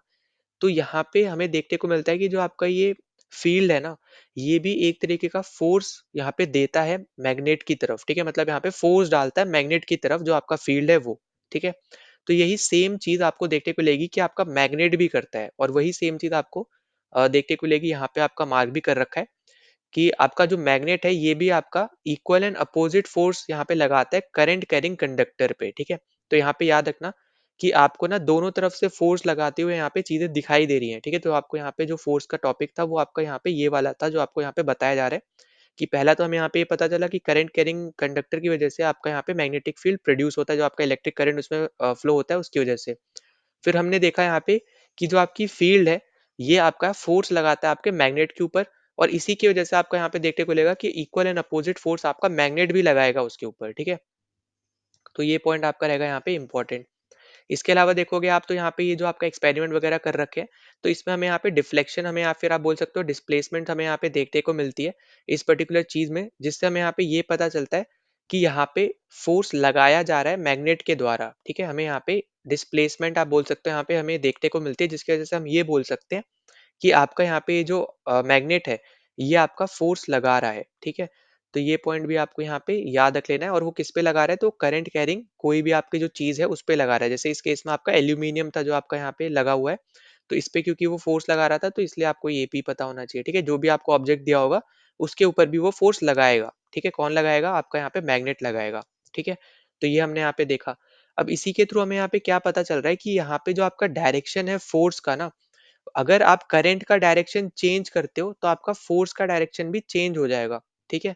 तो इससे हमें यहाँ पे ये पता चल रहा है कि आपका करंट और फोर्स का डायरेक्शन आपस में किसी ना किसी तरीके से आपके रिलेटेड है, ठीक है। कि आप अगर यहाँ पे फोर्स का डायरेक्शन चेंज अगर हो रहा है, इसका मतलब ये है कि आपका जो करंट का डायरेक्शन है आपका कंडक्टर के अंदर वो भी आपका चेंज हुआ है, इसलिए आपका फोर्स का डायरेक्शन भी चेंज हुआ, ठीक है। और वही आपका ये मैंने आपको रूल बताया था फ्लेमिंग्स लेफ्ट हैंड रूल, यहाँ पे हम डिस्कस भी करेंगे, ठीक है। अब इसके अलावा हम यहाँ पे ये देखते हैं कि आपको आगे दे रखा है कि जो डायरेक्शन होगी फील्ड की, वो आपकी वर्टिकली डाउनवर्ड होती है जब आप 2 पोल्स को आपस में मैग्नेट के इंटरचेंज कर देते हो, ठीक है? अब यहाँ पे ये इसको स्टार मार्क कर लो, स्टैटिक बेस्ड क्वेश्चन है कि अगर आप यहाँ पे 2 पोल जो आपको दे रखे हैं मैग्नेट के नॉर्थ साउथ, अगर आप उनको आपस में चेंज कर देते हो, इंटरचेंज कर देते हो, ठीक है? नॉर्थ को साउथ बनाते हो, साउथ को नॉर्थ बना देते हो, तो जो आपका यहाँ पे डायरेक्शन होगा मैग्नेटिक फील्ड का, वो आपका वर्टिकली डाउनवर्ड हो जाएगा, ठीक है? तो ये आपका स्टैटिक बेस्ड क्वेश्चन है, तो इसको यहाँ पे याद रख लेना। इसके अलावा आप देखोगे तो जो डायरेक्शन आपका फोर्स का होगा वो आपका करंट कैरिंग रॉड पे भी जो लग रहा होगा वो भी यहाँ पे क्या हो जाएगा, रिवर्स हो जाएगा। तो ये आपके 2 पॉइंट है जो आपको याद रखना है, जो आपके पोल्स के चेंज करने पे, ठीक है? यहाँ पे हमें देखने को मिल रहा है, ठीक? फिर देखो आपको यहाँ पे जो इम्पोर्टेंट है, अब यहाँ पे ये पूरा आप पढ़ सकते हो, ठीक है? इसमें ऐसा कोई बहुत बड़ी यहाँ पे डिफिकल्ट चीज़ नहीं है, पर सिंपल टर्म्स में जो आपको यहाँ पे समझाया जा रहा है वो यही समझाया जा रहा है कि अगर आपका करंट का डायरेक्शन चेंज हो रहा है तो आपका फोर्स का डायरेक्शन चेंज हो जाएगा। और अगर आपको यहाँ पे फोर्स का डायरेक्शन चेंज हो रहा है तो आपके करंट का डायरेक्शन चेंज हो जाएगा। अब यहाँ पे जो आपके फ्लेमिंग्स लेफ्ट हैंड रूल देखने को मिलेगा, तो यहाँ पे 3 चीज़ें यूज़ हो रही हैं, ठीक है? आपके हाथ की आपकी, एक आपका थंब यूज़ हो रहा है, एक आपकी इंडेक्स फिंगर यूज़ हो रही है, ठीक है? और एक आपकी यहाँ पे मिडल फिंगर यूज़ हो रही है। अब जो आपका ये थंब है, ये आपका दर्शाता है आपके फोर्स को या फिर आप बोल सकते हो मोशन को, ठीक है? वहीं पे जो आपका ये इंडेक्स फिंगर है, ये बताता है मैग्नेटिक फील्ड की डायरेक्शन को। फिर आपका यहाँ पे जो मिडल फिंगर है, ये बताता है आपके करंट की डायरेक्शन को, ठीक है? तो अगर आपको मान लो यहाँ पे ये छोटी-सी चीज़ें याद ना हो, तो सिंपल टर्म्स में आप देखो कैसे याद रखना, यहाँ पे मैं बना दे रहा हूँ। जैसे मान लो अब ये आपका ये है थंब, ठीक है? ये आपका है यहाँ पे इंडेक्स फिंगर, ये आपका हो गया यहाँ पे मिडल फिंगर, और ये 2 आपकी यहाँ पे अलग से उँगली, ठीक है? अब इसको आप यहाँ पे याद रखो, एफ, बी, आई, ठीक है? जो आपका मैग्नेटिक फील्ड होता है वो आपका यहाँ पे हम बी से डिनोट करते हैं, तो इसलिए आपका यहाँ पे बी से आप यहाँ पे याद रख सकते हो, वरना एफबीआई से याद रख सकते हो, ठीक है? जो आपको पता होगा यहाँ पे एजेंसी भी है, ठीक है? इसके अलावा आप या तो यहाँ पे याद रख सकते हो सिंपल टर्म्स में यहाँ पे फादर, मदर, चाइल्ड, ठीक है? इसका मतलब क्या हुआ, एफ से आपका फादर मतलब फोर्स, एम से मदर मतलब मैग्नेटिक फील्ड, सी से चाइल्ड, ठीक है? सी से करंट मतलब चाइल्ड। तो इस तरीके से आप फादर, मदर, चाइल्ड से भी याद रख सकते हो, वरना आप यहाँ पे एफ बी आई से भी याद रख सकते हो। आपका फोर्स एफ से डिनोट कर लो, ठीक है? उसके बाद आपका यहाँ पे मैग्नेटिक फील्ड जो है वो आपका बी से डिनोट होता है, जो आपका करंट है वो आपका आई से डिनोट होता है। या तो आप इस तरीके से यहाँ पे एफ बी आई से भी यहाँ पे याद रख सकते हो, जो भी आपको सूटेबल ट्रिक यहाँ पे लगे उसके थ्रू आप यहाँ पे चीजें याद रख लेना, ठीक है? और ये इंपॉर्टेंट है, ये आपके ऐसे जनरल टाइप के क्वेश्चन आपको लग रहा होगा बहुत ज्यादा ही सिंपल क्वेश्चन हो गया ये, पर पूछे जाते हैं ये, ठीक है? कि आपको पूछ लेगा कि इंडेक्स फिंगर जो है वो क्या रिप्रेजेंट करती है आपके फ्लेमिंग्स लेफ्ट हैंड रूल में या फिर आपके राइट हैंड रूल में। तो आपको ये चीज पता होनी चाहिए, बहुत ज्यादा ही आपका यहाँ पे इंपॉर्टेंट है। इसके अलावा यहीं पे आपको मैं आपका यहाँ पे राइट हैंड रूल भी बता देता हूँ। तो ये मान लो आपका थंब है, ये इंडेक्स फिंगर हो गई, ये आपकी यहाँ पे मिडल फिंगर है, और यहाँ पे ये 2 उँगलियाँ फोल्ड हैं, ठीक है? अब यहाँ पे जो थंब है ना फ्लेमिंग्स राइट हैंड रूल में, तो थंब आपका यहाँ पे जो बताता है, ये भी आपका यहाँ पे क्या बताएगा, यहाँ पे मूवमेंट ही बताता है, मतलब मोशन ही बताएगा, ठीक है? तो यहाँ पे ये भी आपका फोर्स बता रहा है, या फिर आप बोल रहे हो यहाँ पे कि मोशन बता रहा है, ठीक? फिर उसका यहाँ पे आपका आ जाता है यहाँ पे इंडेक्स फिंगर, तो इंडेक्स फिंगर बेसिकली आपका यहाँ पे मैग्नीट्यूड बताता है यहाँ पे मैग्नेटिक फील्ड का। ये आपका यहाँ पे बताता है मैग्नीट्यूड, ठीक है? मैग्नीट्यूड बताता है आपका मैग्नेटिक फील्ड का। फिर आपका यहाँ पे फील्ड, क्योंकि उसका डायरेक्शन भी है और आपका यहाँ पे वो भी है, तो ये आपका यहाँ पे क्या हो जाएगा, मैग्नीट्यूड भी है, डायरेक्शन भी, इसलिए आपका ये वेक्टर क्वांटिटी है, ठीक है? इसलिए यहाँ पे ऊपर बार लग रहा है। अब ये आपका है यहाँ पे मिडल फिंगर आपका यहाँ पे करंट बताता है, तो यहाँ पे तो करंट का आई लगा लो, या फिर सी से आप यहाँ पे याद रख सकते हो। अब देखो दोनों यहाँ पे जो है ना सिंपल टर्म्स में आप यहाँ पे एफ बी आई या फिर फादर मदर चाइल्ड, ठीक है? इनके थ्रू आप यहाँ पे दोनों ही रूल याद रख सकते हो। बस आपको करना है कि आपको कहीं दे देगा कि करंट की डायरेक्शन ये है, तो आपको फील्ड की डायरेक्शन बतानी है, या फिर आपको पूछ लेगा कि फोर्स की डायरेक्शन क्या होगी। तो बस आपको डायरेक्शन ही जनरली पूछने के लिए ये दो, और आपका एक जो ऊपर हमने डिस्कस किया था राइट हैंड थंब रूल, जहाँ पे आपका थंब करंट की डायरेक्शन बता रहा था, और जो हमने यहाँ पे देखा था कि 4 उँगली को आप अपने हथेली की तरफ फोल्ड करोगे या फिर अपनी पाम की तरफ जब फोल्ड करोगे, तो आपको डायरेक्शन बताती है वो मैग्नेटिक फील्ड की। तो ये जो तीनों रूल है ना, ये बेसिकली आपके डायरेक्शन बताने के लिए ही यहाँ पे यूज किए जाते हैं, ठीक है? तो ये आपका यहाँ पे सबसे ज्यादा इंपॉर्टेंट है।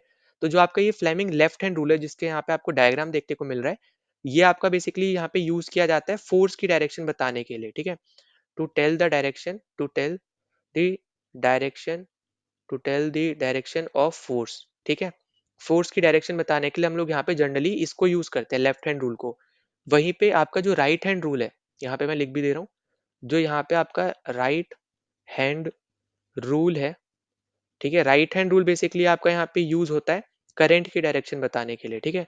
डायरेक्शन ऑफ करंट बताने के लिए आप यहाँ पे राइट हैंड रूल यूज़ करते हो।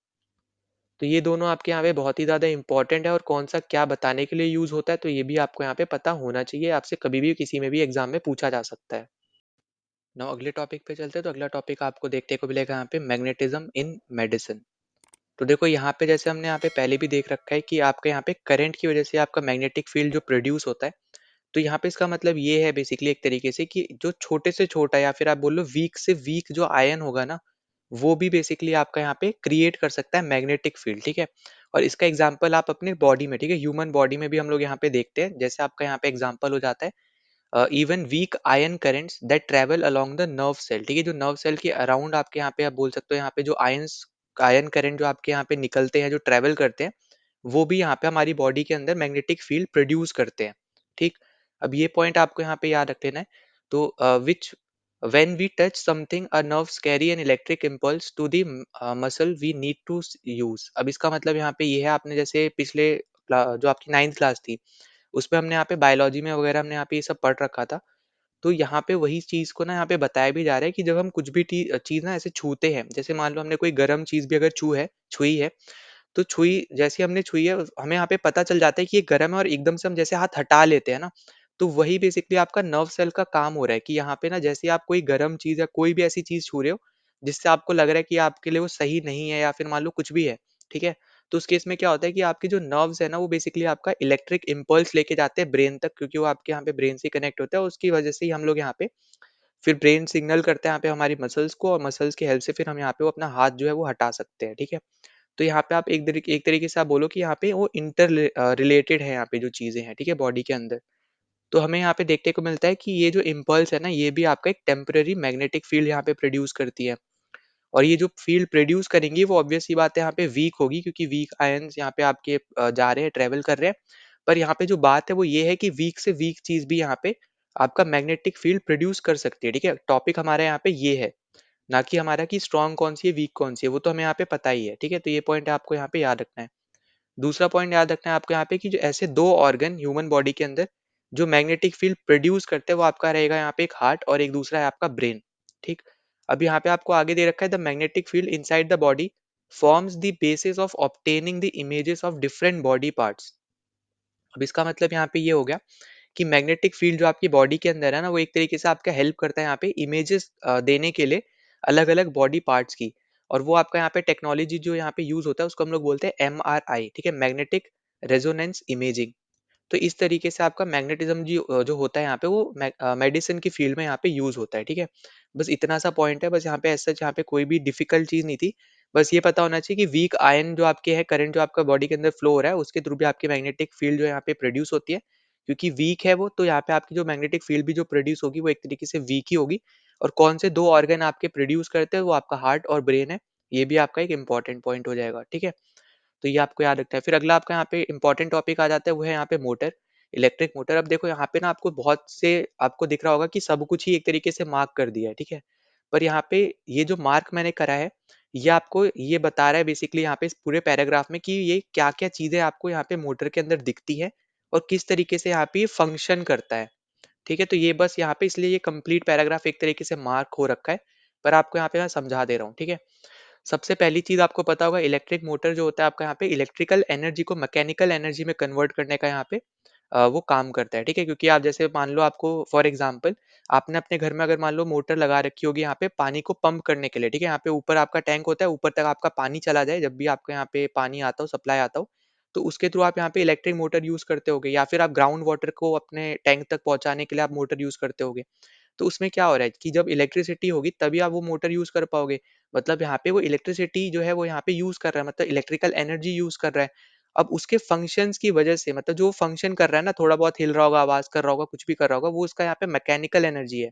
तो वो इलेक्ट्रिकल एनर्जी से वो मैकेनिकल एनर्जी में कन्वर्ट हो रहा है, और इस तरीके से वो अपना यहाँ पे प्रोसेस को कंप्लीट कर रहा है, ठीक है? तो ये पॉइंट याद रखना। अब ये बहुत जगह पे आपका यूज़ होता है, अलग-अलग चीज़ों में यूज़ होता है, फैन्स में यूज़ होता है, रेफ्रिजरेटर, मिक्सर, वॉशिंग मशीन वगैरह बहुत जगह पे आपके जो मोटर्स हैं, वो यहाँ पे यूज़ होते हैं, ठीक है? अब देखो यहाँ पे अब आपकी बात आ जाती है कि क्या-क्या हमें यहाँ पे देखने को मिलता है। तो सबसे पहली चीज़ हमें यहाँ पे एक रेक्टेंगुलर कॉइल देखने को मिलती है जो आपको दे रखा है ए, बी, सी, डी जो आपको ये 4 आपको जो पॉइंट दे रखे हैं ना, ये आपका एक है रेक्टेंगुलर कॉइल जो हमें यहाँ पे देखने को मिलती है और ये इंसुलेटेड कॉपर वायर की होती है, ठीक है? फिर आगे आपको दे रखा है coil is placed between 2 poles of the magnetic field, ठीक है? अब यहाँ पे आपको 2 पोल दिख रहे हैं, उसके बीच में हमने यहाँ पे ये कॉइल रख दी है। फिर 2 आर्म आपको देखने को मिलेंगे ए से बी और सी से डी जो कि परपेंडिकुलर होंगे यहाँ पे मैग्नेटिक फील्ड के डायरेक्शन में, ठीक है? तो ये पॉइंट भी आपको याद रख लेना है। इसके अलावा आपको याद रखना है कि जो एंड्स होंगे ना यहाँ पे कॉइल के, वो यहाँ पे बेसिकली कनेक्ट करेंगे यहाँ पे पी और क्यू को, जो आपके यहाँ पे ये 2 स्प्लिट आपको दिख रहा होगा, यहाँ पे जो स्प्लिट रिंग है ना, तो एक आपको यहाँ पे पी दिख रहा होगा, ये पी आपको दिख रहा है यहाँ पे और ये क्यू है। तो इन दोनों को बेसिकली यहाँ पे कनेक्ट करेगा आपका यहाँ पे ये जो कॉइल के यहाँ पे एंड है वो, ठीक है? यहाँ पे आपको दिख भी रहा होगा ये कनेक्ट कर रहा है, ठीक? तो ये पॉइंट आपको यहाँ पे याद रख लेना है। तो ये बेसिकली एक तरीके से ना डायग्राम समझाया हुआ है यहाँ पे, ठीक है? तो ये आप यहाँ पे देख भी पा रहे होगे, पर यहाँ पे वही सेम चीज़ यहाँ पे लिखी भी है, ठीक है? फिर आगे आपको दे रखा है the inner side of these halves are insulated and attached to the axle, ठीक है? अब यहाँ पे ये एक्साइल के साथ यहाँ पे ये जो आपका एक्साइल दिख रहा है, इसके साथ यहाँ पे ये अटैच है। जो आपको ये सिलेंडर शेप का दिख रहा है ना, ये आपका है यहाँ पे एक्साइल, इसके साथ यहाँ पे ये क्या है, अटैच्ड है और ये इंसुलेटेड है एक तरीके से, ठीक है? फिर आगे आपको दे रखा है the external conducting edges of P and Q touch to conducting stationary brushes X and Y. अब यहाँ पे ये जो आपको दिख रहा है ये ब्रशेस हैं, ये जो छोटे छोटे हिस्से बाहर निकले हुए हैं ये आपके ब्रशेस हैं और ये एक्स आपका पी से और वाई आपका क्यू से यहाँ पे ये कनेक्टेड है, ठीक है? तो ये आपको यहाँ पे बस एक तरीके से फंक्शनैलिटी बता दी कि किस तरीके से आपको ये चीजें देखने को मिल रही है इस पूरे डायग्राम में। ये आपकी बैटरी है, ये आपका प्लग की या फिर बोलो यहाँ पे ये स्विच है। बाकी आपको देखने को मिल रहा है यहाँ पे स्प्लिट रिंग्स दिख गई, ठीक है? यहाँ पे आपका ये जो एक्स एंड वाई हमने यहाँ पे देखा था, ये आपके हो गए यहाँ पे कंडक्टिंग स्टेशनरी ब्रशेस, ठीक है? ये आपके ब्रशेस हो गए। ये आपका एक्साइल है, ये आपके दोनों मैग्नेट है, ये आपका जो एबीसीडी है, ये बेसिकली आपका यहाँ पे एक रेक्टेंगुलर कॉइल है, ठीक है? जो आपका कॉपर वायर से बना हुआ है, इंसुलेटेड कॉपर वायर से। तो ये सब हमें यहाँ पे चीजें देखने को मिलती है इलेक्ट्रिक मोटर के अंदर। तो ये भी पूछा जा सकता है कि किस किस चीज से आपका इलेक्ट्रिक मोटर बनता है, ठीक है? तो ये पॉइंट भी आपको यहाँ पे याद रखना है। अब देखो इसके अलावा हमें यहाँ पे क्या देखने को मिलता है कि जो आपका ये करंट है ना, ये आपका यहाँ पे जो फ्लो करता है एबीसीडी में, ठीक है? यहाँ पे जो आपके ये वायर है, जो आपकी इंसुलेटेड वायर है, इसमें जो आपका फ्लो करता है एबीसीडी में, ये आपका एंटर करता है सोर्स से। सोर्स क्या आपकी यहाँ पे वो है बैटरी, ठीक है? तो इसके थ्रू आपका एंटर करता है, यहाँ से जाता है करंट, फिर यहाँ पे ये एक्स पे आ जाता है। तो करंट का डायरेक्शन कुछ इस तरीके से है। यहाँ से जाके फिर वो पहले एक्स में एंटर करता है और फिर एक्स से आपका यहाँ पे आगे जाके वर्क करके वो आपका जो डायरेक्शन देखने को मिलेगा, फिर वो यहाँ से देखने को मिलता है, ठीक है? मतलब वाई से वो यहाँ पे क्या करता है, एग्जिट करता है वाई ब्रश से, ठीक है? तो यहाँ पे एक्स से उसने एंट्री कर ली इस पर्टिकुलर लूप के अंदर, फिर वो वाई से उसने यहाँ पे एग्जिट किया। वही सेम चीज आपको यहाँ पे देखने को मिलेगी, यहाँ पे जो मैंने येलो से मार्क किया है। फिर नेक्स्ट आपको दे रखा है current in arm A B, मतलब यहाँ पे ये वाली जो आर्म है, इसमें जो करंट फ्लो होगा, ऑब्वियस सी बात है, जब इधर से ऐसे एक्स से एंट्री कर रहा है ना, तो जो करंट फ्लो होगा कुछ इस तरीके से फ्लो होगा। तो वो ए बी डायरेक्शन में, ए बी में वो यहाँ पे ए से बी की तरफ करंट फ्लो होगा और फिर आपका यहाँ पे सी डी वाले आर्म में सी से डी की तरफ फ्लो होगा, ठीक है?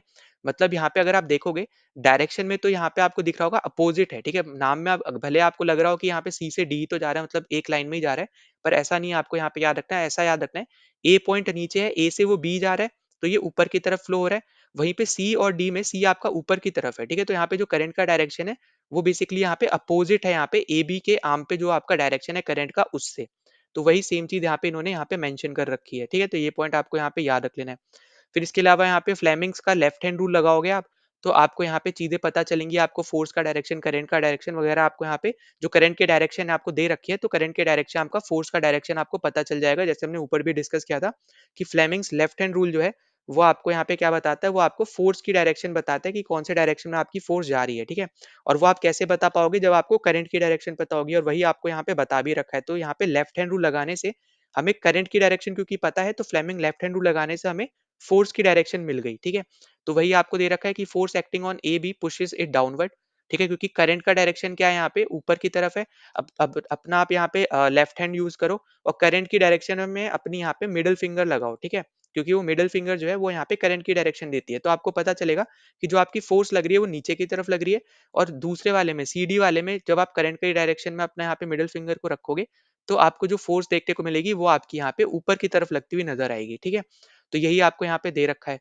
अब इससे हमें यहाँ पे देखो आगे आपको दे रखा है कि कॉइल और आपका जो एक्साइल है, ठीक है? यहाँ पे माउंट फ्री है और साथ में वो रोटेट कर रहा है एंटी क्लॉकवाइज, ठीक है?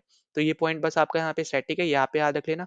फिर बाकी आपको दे रहे हैं यहाँ पे कि हाफ रोटेशन पे, क्योंकि यहाँ पे रोटेट कर रहा है ना एंटी क्लॉकवाइज, रोटेशन से ही आपका यहाँ पे चीज प्रोड्यूस हो रही है जो आपकी यहाँ पे हो रही है। तो हाफ रोटेशन पे जो आपका ये Q है ना, वो आपका X के साथ यहाँ पे लिंक कर जाता है, मतलब जो अब हमने यहाँ पे पहले देखा कि P और X लिंक थे एक दूसरे से, ठीक है? पर हाफ रोटेशन पे हमें देखने को मिलता है कि Q आपका X के साथ और P आपका Y के साथ क्या हो जाता है, यहाँ पे लिंक कर जाता है या फिर अटैच हो जाता है, ठीक है? यहाँ पे कॉन्टैक्ट कर लेता है, एक तरीके से आप ऐसे समझो, ठीक है? तो ये याद रखना कि हाफ रोटेशन पे क्या होता है, जो आपके यहाँ पे 2 ब्रशेज़ है ना, X एंड Y, वो आपकी स्प्लिट रिंग्स जो आपको यहाँ पे दे रखा है P और आपका यहाँ पे जो Q आपका जो रीजन है, ठीक है? जो हमने यहाँ पे ऊपर देखा था कि जो आपके 2 कंडक्टिंग एजेस है बेसिकली यहाँ पे P एंड Q, उसके साथ यहाँ पे क्या हो जा रहे हैं, इंटरचेंज हो जा रहे हैं, उसको यहाँ पे इंटरचेंजेबली यहाँ पे कनेक्ट कर रहे हैं, ठीक है? फिर हम आगे देखें यहाँ पे तो हमें पता चलेगा कि अगर यहाँ पे हाफ रोटेशन पे ही अगर ये वो Q आपका X के साथ कनेक्ट हो गया, P आपका Y के साथ कनेक्ट हो गया, मतलब इंटरक्रॉस हो गया, तो ऑब्वियस सी बात है जो करंट की डायरेक्शन होगी उसमें भी हमें चेंजेस देखने को मिलेंगे। तो वही हमें यहाँ पे आगे दे रखा है कि therefore the current in the coil get reverse, मतलब अगर आपके यहाँ पे P जो X के साथ कनेक्ट था, अब यहाँ पे X के साथ Q कनेक्ट हो गया, मतलब यहाँ पे चेंज हो गया, इंटरक्रॉस हो गया है, तो जो पहले आपका करंट जिस डायरेक्शन में फ्लो हो रहा था उसके अपोजिट डायरेक्शन में अब आपका यहाँ पे करंट फ्लो होगा। तो ये पॉइंट याद रखना। इसके अलावा आपको यहाँ पे याद रखना है जो आपको यहाँ पे डिवाइस दे रखा है, एक ऐसा डिवाइस जो यहाँ पे डायरेक्शन ऑफ करंट को चेंज कर दे या फिर रिवर्स कर दे, ठीक है? रिवर्स कर दे, उसको हम लोग बोलते हैं यहाँ पे कम्यूटेटर। और इस पर्टिकुलर केस में इलेक्ट्रिक मोटर में जो कम्यूटेटर का काम कर रहा है वो आपके काम कर रहा है यहाँ पे स्प्लिट रिंग्स, ठीक है? तो यहाँ पे प्लीज यहाँ पे ध्यान रखना, कम्यूटेटर क्या होता है, कम्यूटेटर बेसिकली यहाँ पे रिवर्स कर देता है डायरेक्शन ऑफ करंट को। और यहाँ पे इस पर्टिकुलर केस में इलेक्ट्रिक मोटर के केस में जो यहाँ पे कम्यूटेटर की तरह काम कर रहा है वो है आपके यहाँ पे स्प्लिट रिंग, ठीक है? तो ये आपका यहाँ पे एक इंपॉर्टेंट पॉइंट है, दोनों यहाँ पे मार्क कर लेना। फिर आगे आपको देखने को मिलेगा क्योंकि आपका करंट का डायरेक्शन रिवर्स हो गया है, इसका मतलब यहाँ पे ये हो जाता है कि आपका फोर्स का डायरेक्शन भी यहाँ पे क्या हो जाएगा, रिवर्स हो जाएगा। क्योंकि अभी हमने देखा था फ्लेमिंग्स के लेफ्ट हैंड रूल से आपका करंट का डायरेक्शन पता होने से आप फोर्स की डायरेक्शन बता सकते हो, ठीक है? अब ऑब्वियस सी बात है जब आपका फोर्स का मतलब करंट का डायरेक्शन जब चेंज हुआ, तो ऑब्वियस सी बात है जब आप फ्लेमिंग्स का लेफ्ट हैंड रूल लगाओगे, तो आपका फोर्स का डायरेक्शन भी क्या हो जाएगा, यहाँ पे चेंज होगा। अब क्योंकि वो रिवर्स हुआ है करंट का डायरेक्शन, तो फोर्स का डायरेक्शन भी क्या हो जाएगा, यहाँ पे रिवर्स हो जाएगा। इसका मतलब क्या होगा कि अब जो ए बी पे जो अब फोर्स लगेगी ना, वो अब यहाँ पे ऊपर की डायरेक्शन में लगेगी जो कि पहले नीचे लग रही थी, ठीक है? वहीं पे जो सी डी में लगेगी फोर्स, अब वो यहाँ पे नीचे की तरफ लगेगी जो कि पहले वाली कंडीशन में ऊपर की तरफ फोर्स लग रही थी। और ये फोर्स जो कैसे लग रही है ना, ये आपको बेसिकली फ्लेमिंग के लेफ्ट हैंड रूल से ही पता चलेगी। जिस डायरेक्शन में आपका आपका करंट फ्लो हो रहा है, उस डायरेक्शन में आप अपने यहाँ पे फिंगर को रखोगे, मिडल फिंगर को उस डायरेक्शन में, तो आपको पता चल जाएगा कि आपका फोर्स का डायरेक्शन किधर लग रहा है। फोर्स आपका थंब बताता है, ठीक है? थंब वाला आपको यहाँ पे फोर्स बताता है, जो हमने देखा था एफबीआई से याद कर लो या फिर फादर मदर चाइल्ड से याद कर लो, ठीक है? तो ये आपके यहाँ पे सब इंपॉर्टेंट पॉइंट्स है, तो प्लीज इसको बिल्कुल भी भूलना नहीं। और यही सेम प्रोसेस आपका होता रहता है बार बार। तो यहाँ पे आपकी डायरेक्शन जो है फोर्स की वो चेंज होती रहेगी, करंट की डायरेक्शन चेंज होती रहती है, तो यही सेम प्रोसेस आपका यहाँ पे रिपीट होता रहता है, ठीक है? हाफ हाफ रोटेशन पे। तो ये आपको यहाँ पे याद रखना है। इसके अलावा फिर आपको आगे दे रखा है कि कमर्शियल मोटर्स आपके कहाँ कहाँ यूज होते हैं, तो क्या क्या यूज करते हैं।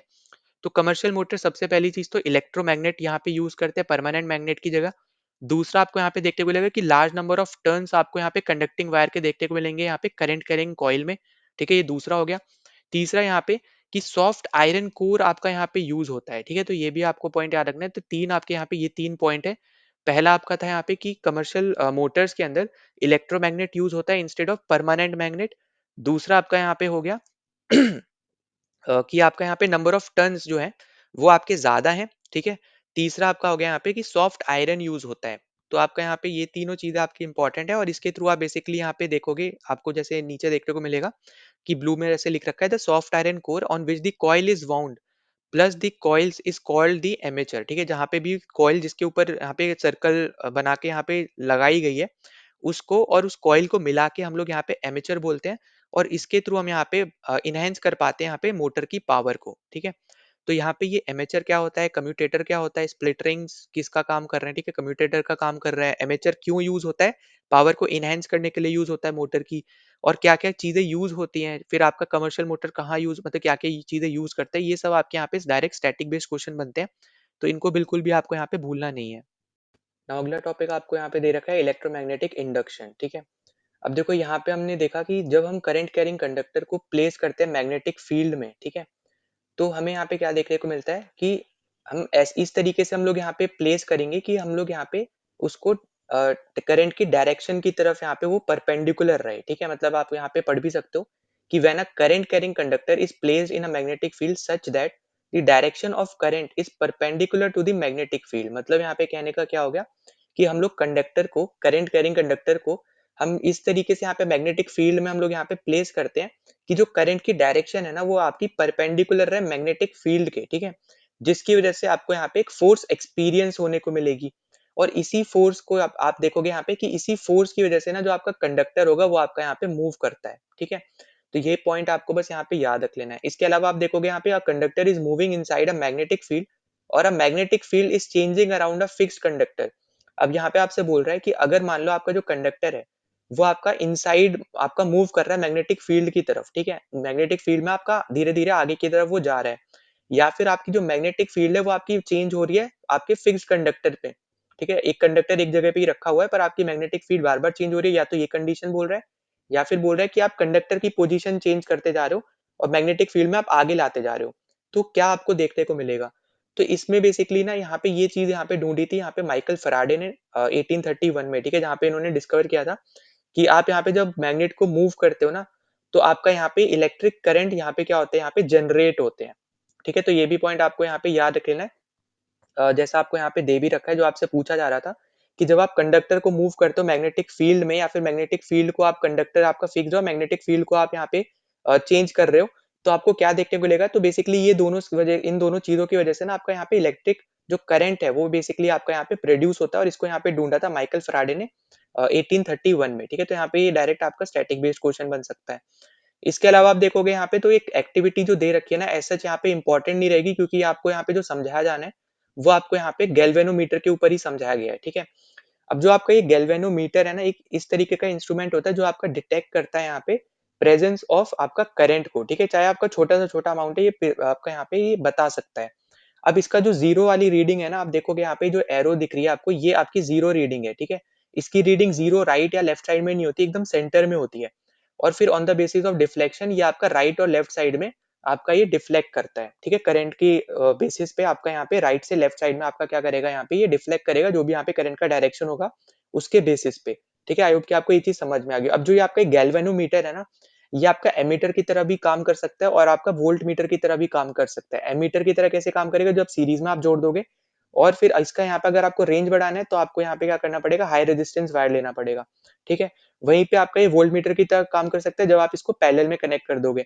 तो ये इंपॉर्टेंट चीज़ें बस आपको यहाँ पे पता होना चाहिए और आपका यहाँ पे जब तक उसमें कोई भी करंट पास नहीं हो रहा है तब तक वो ज़ीरो ही रीडिंग शो करेगा जो कि आपका एकदम सेंटर में होती है उस इंस्ट्रूमेंट के, और करंट की डायरेक्शन के बेसिस पे आपका ये जो निडल है इस मीटर का, ये आपका लेफ्ट या राइट साइड में जाएगा, ठीक है?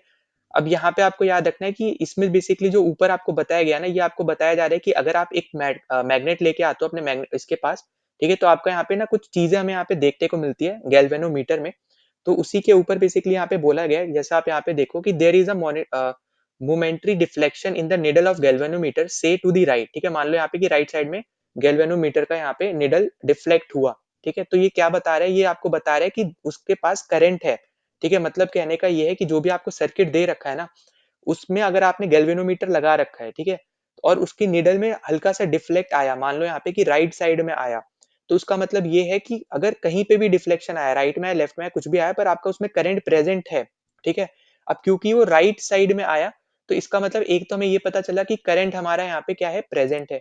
इसका मतलब ये हो गया कि हमारा यहाँ पे ज़ीरो करंट तो है नहीं और साथ ही साथ हमें यहाँ पे हम ये भी नहीं बोलेंगे कि आपकी जो रीडिंग है वो आपकी यहाँ पे ज़ीरो रीडिंग है, ठीक? तो ये पॉइंट आपको याद रखना है जो हमें यहाँ पे पहले इसमें दिया जा रहा है सिंपल सी, ठीक है?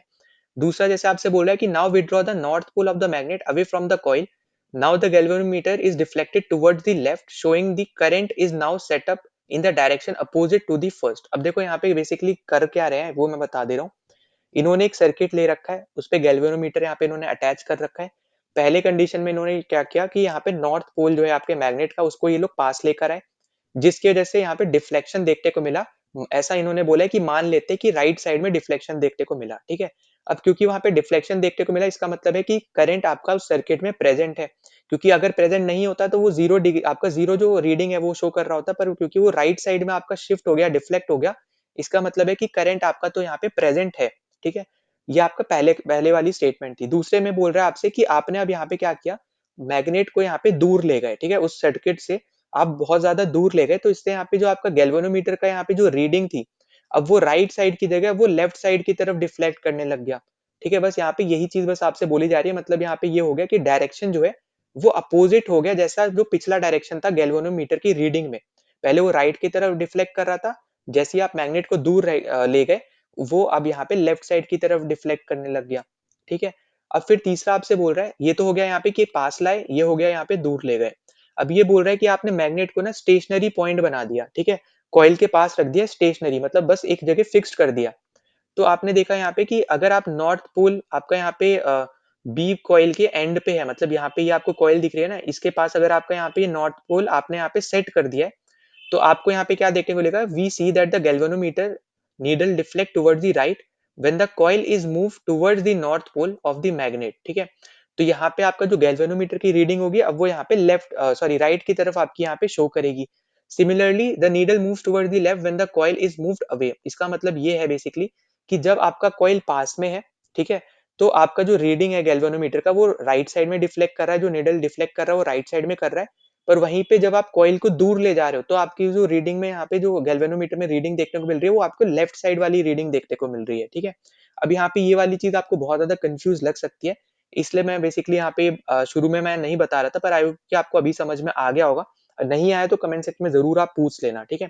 तो यहाँ पे जो एक्टिविटी है वो आपको गैल्वेनोमीटर के ही रिगार्डिंग यहाँ पे करी है, बस आपको इतना पता होना चाहिए, इतना डीप में कहीं पूछा नहीं जाएगा, ठीक है। अगर कोई अलग ही लेवल का पेपर होगा तो आपसे पूछा जाएगा, पर अभी के लिए जो जनरली हमसे पूछा जाता है, अगर हम अपने कॉम्पिटिटिव एग्जाम के हिसाब से बात करें, तो आपको इंस्ट्रूमेंट्स के ऊपर पता होना चाहिए, जैसे आपको यहाँ पे गैल्वेनोमीटर दिया है, तो यहाँ पे जो जो चीजें लिखी हुई है वो बस आपको यहाँ पे पता होनी चाहिए, ठीक है। फिर देखो आपसे ये बोला जा रहा है कि अभी ऊपर यहाँ पे इन्होंने क्या किया कि नॉर्थ पोल को, मतलब नॉर्थ वाला जो आपका यहाँ पे पोल था मैग्नेट का, उसको पास लेके आए थे, तो इसने डिफ्लेक्ट किया राइट साइड में, है ना। तीनों कंडीशन बता दे रहा हूँ, देखो क्या हुआ। पहला, मैग्नेट को लेकर आए पास में, इसने डिफ्लेक्ट किया राइट साइड में, ठीक है, नॉर्थ पोल को ये लोग लेकर आए थे। फिर ये इन्होंने क्या किया कि मैग्नेट को ये दूर ले गए कॉइल से, तो यहाँ पे जो अब यहाँ पे डिफ्लेक्शन देखने को मिला कि निडल ने अब यहाँ पे लेफ्ट साइड में डिफ्लेक्शन किया। फिर इन्होंने क्या किया, अब यहाँ पे मैग्नेट को ना एक जगह स्टेशनरी कर दिया, ठीक है, वहीं पे रख दिया। फिर उन्होंने देखा यहाँ पे कि अगर कॉइल जो आपकी यहाँ पे है वो मूव कर रही है नॉर्थ पोल की तरफ, तो आपको यहाँ पे डिफ्लेक्शन देखने को मिला निडल का राइट साइड में। अगर वो यहाँ पे मैग्नेट से दूर जा रही है, तो आपको यहाँ पे देखने को मिला लेफ्ट साइड में डिफ्लेक्शन। बस यहाँ पे ये चार कंडीशन थी जो यहाँ पे एक्टिविटी में बताई गई है। अब ठीक इसी का अपोजिट हो जाएंगी सारी कंडीशन जब आपका साउथ पोल आ जाएगा। यहाँ पे तो अभी नॉर्थ पोल कर रहे हैं ना ये, अगर साउथ करेंगे तो अब यहाँ पे एकदम सब यहाँ पे अपोजिट हो जाएगा, जितनी भी हमने यहाँ पे भी चीजें पढ़ी। तो वही सब आपको दे रखा है कि अगर आप साउथ पोल को लेके जाओगे नॉर्थ पोल की जगह, यहाँ पे बी कॉइल के पास, तो आपको यहाँ पे जो डिफ्लेक्शन है गैल्वेनोमीटर में, जैसे नॉर्थ पोल को लेके आए थे तो हमें यहाँ पे राइट साइड में डिफ्लेक्शन देखने को मिला था, जब आप साउथ पोल को अब लेके जाओगे तो आपको लेफ्ट साइड में देखने को मिलेगा, ठीक है। मतलब ठीक अपोजिट चीजें हो जाएंगी, ठीक। फिर आगे देखते हैं यहाँ पे, आगे आपको दिया कि when the coil and the magnet are both stationary there is no deflection in the galvanometer. तो ये आपको ये पॉइंट याद रख लेना है, ठीक है। यहाँ पे स्टैटिक पॉइंट है, आपको यहाँ पे याद रखना है कि अगर आप यहाँ पे स्टेशनरी बना देते हो, फिक्स कर देते हो यहाँ पे कॉइल की पोजीशन को भी और मैग्नेट की पोजीशन को भी, ठीक है, ना आप पास लेके आ रहे हो ना कोई दूर लेके जा रहे हो किसी चीज को, तो आपको देखने को मिलेगा कि कोई भी डिफ्लेक्शन नहीं हुआ है, ठीक है। तो ये पॉइंट आपके लिए यहाँ पे इंपॉर्टेंट है। इसके अलावा आपको यहाँ पे दे रखा है कि motion of a magnet with respect to the coil produces an induce potential difference.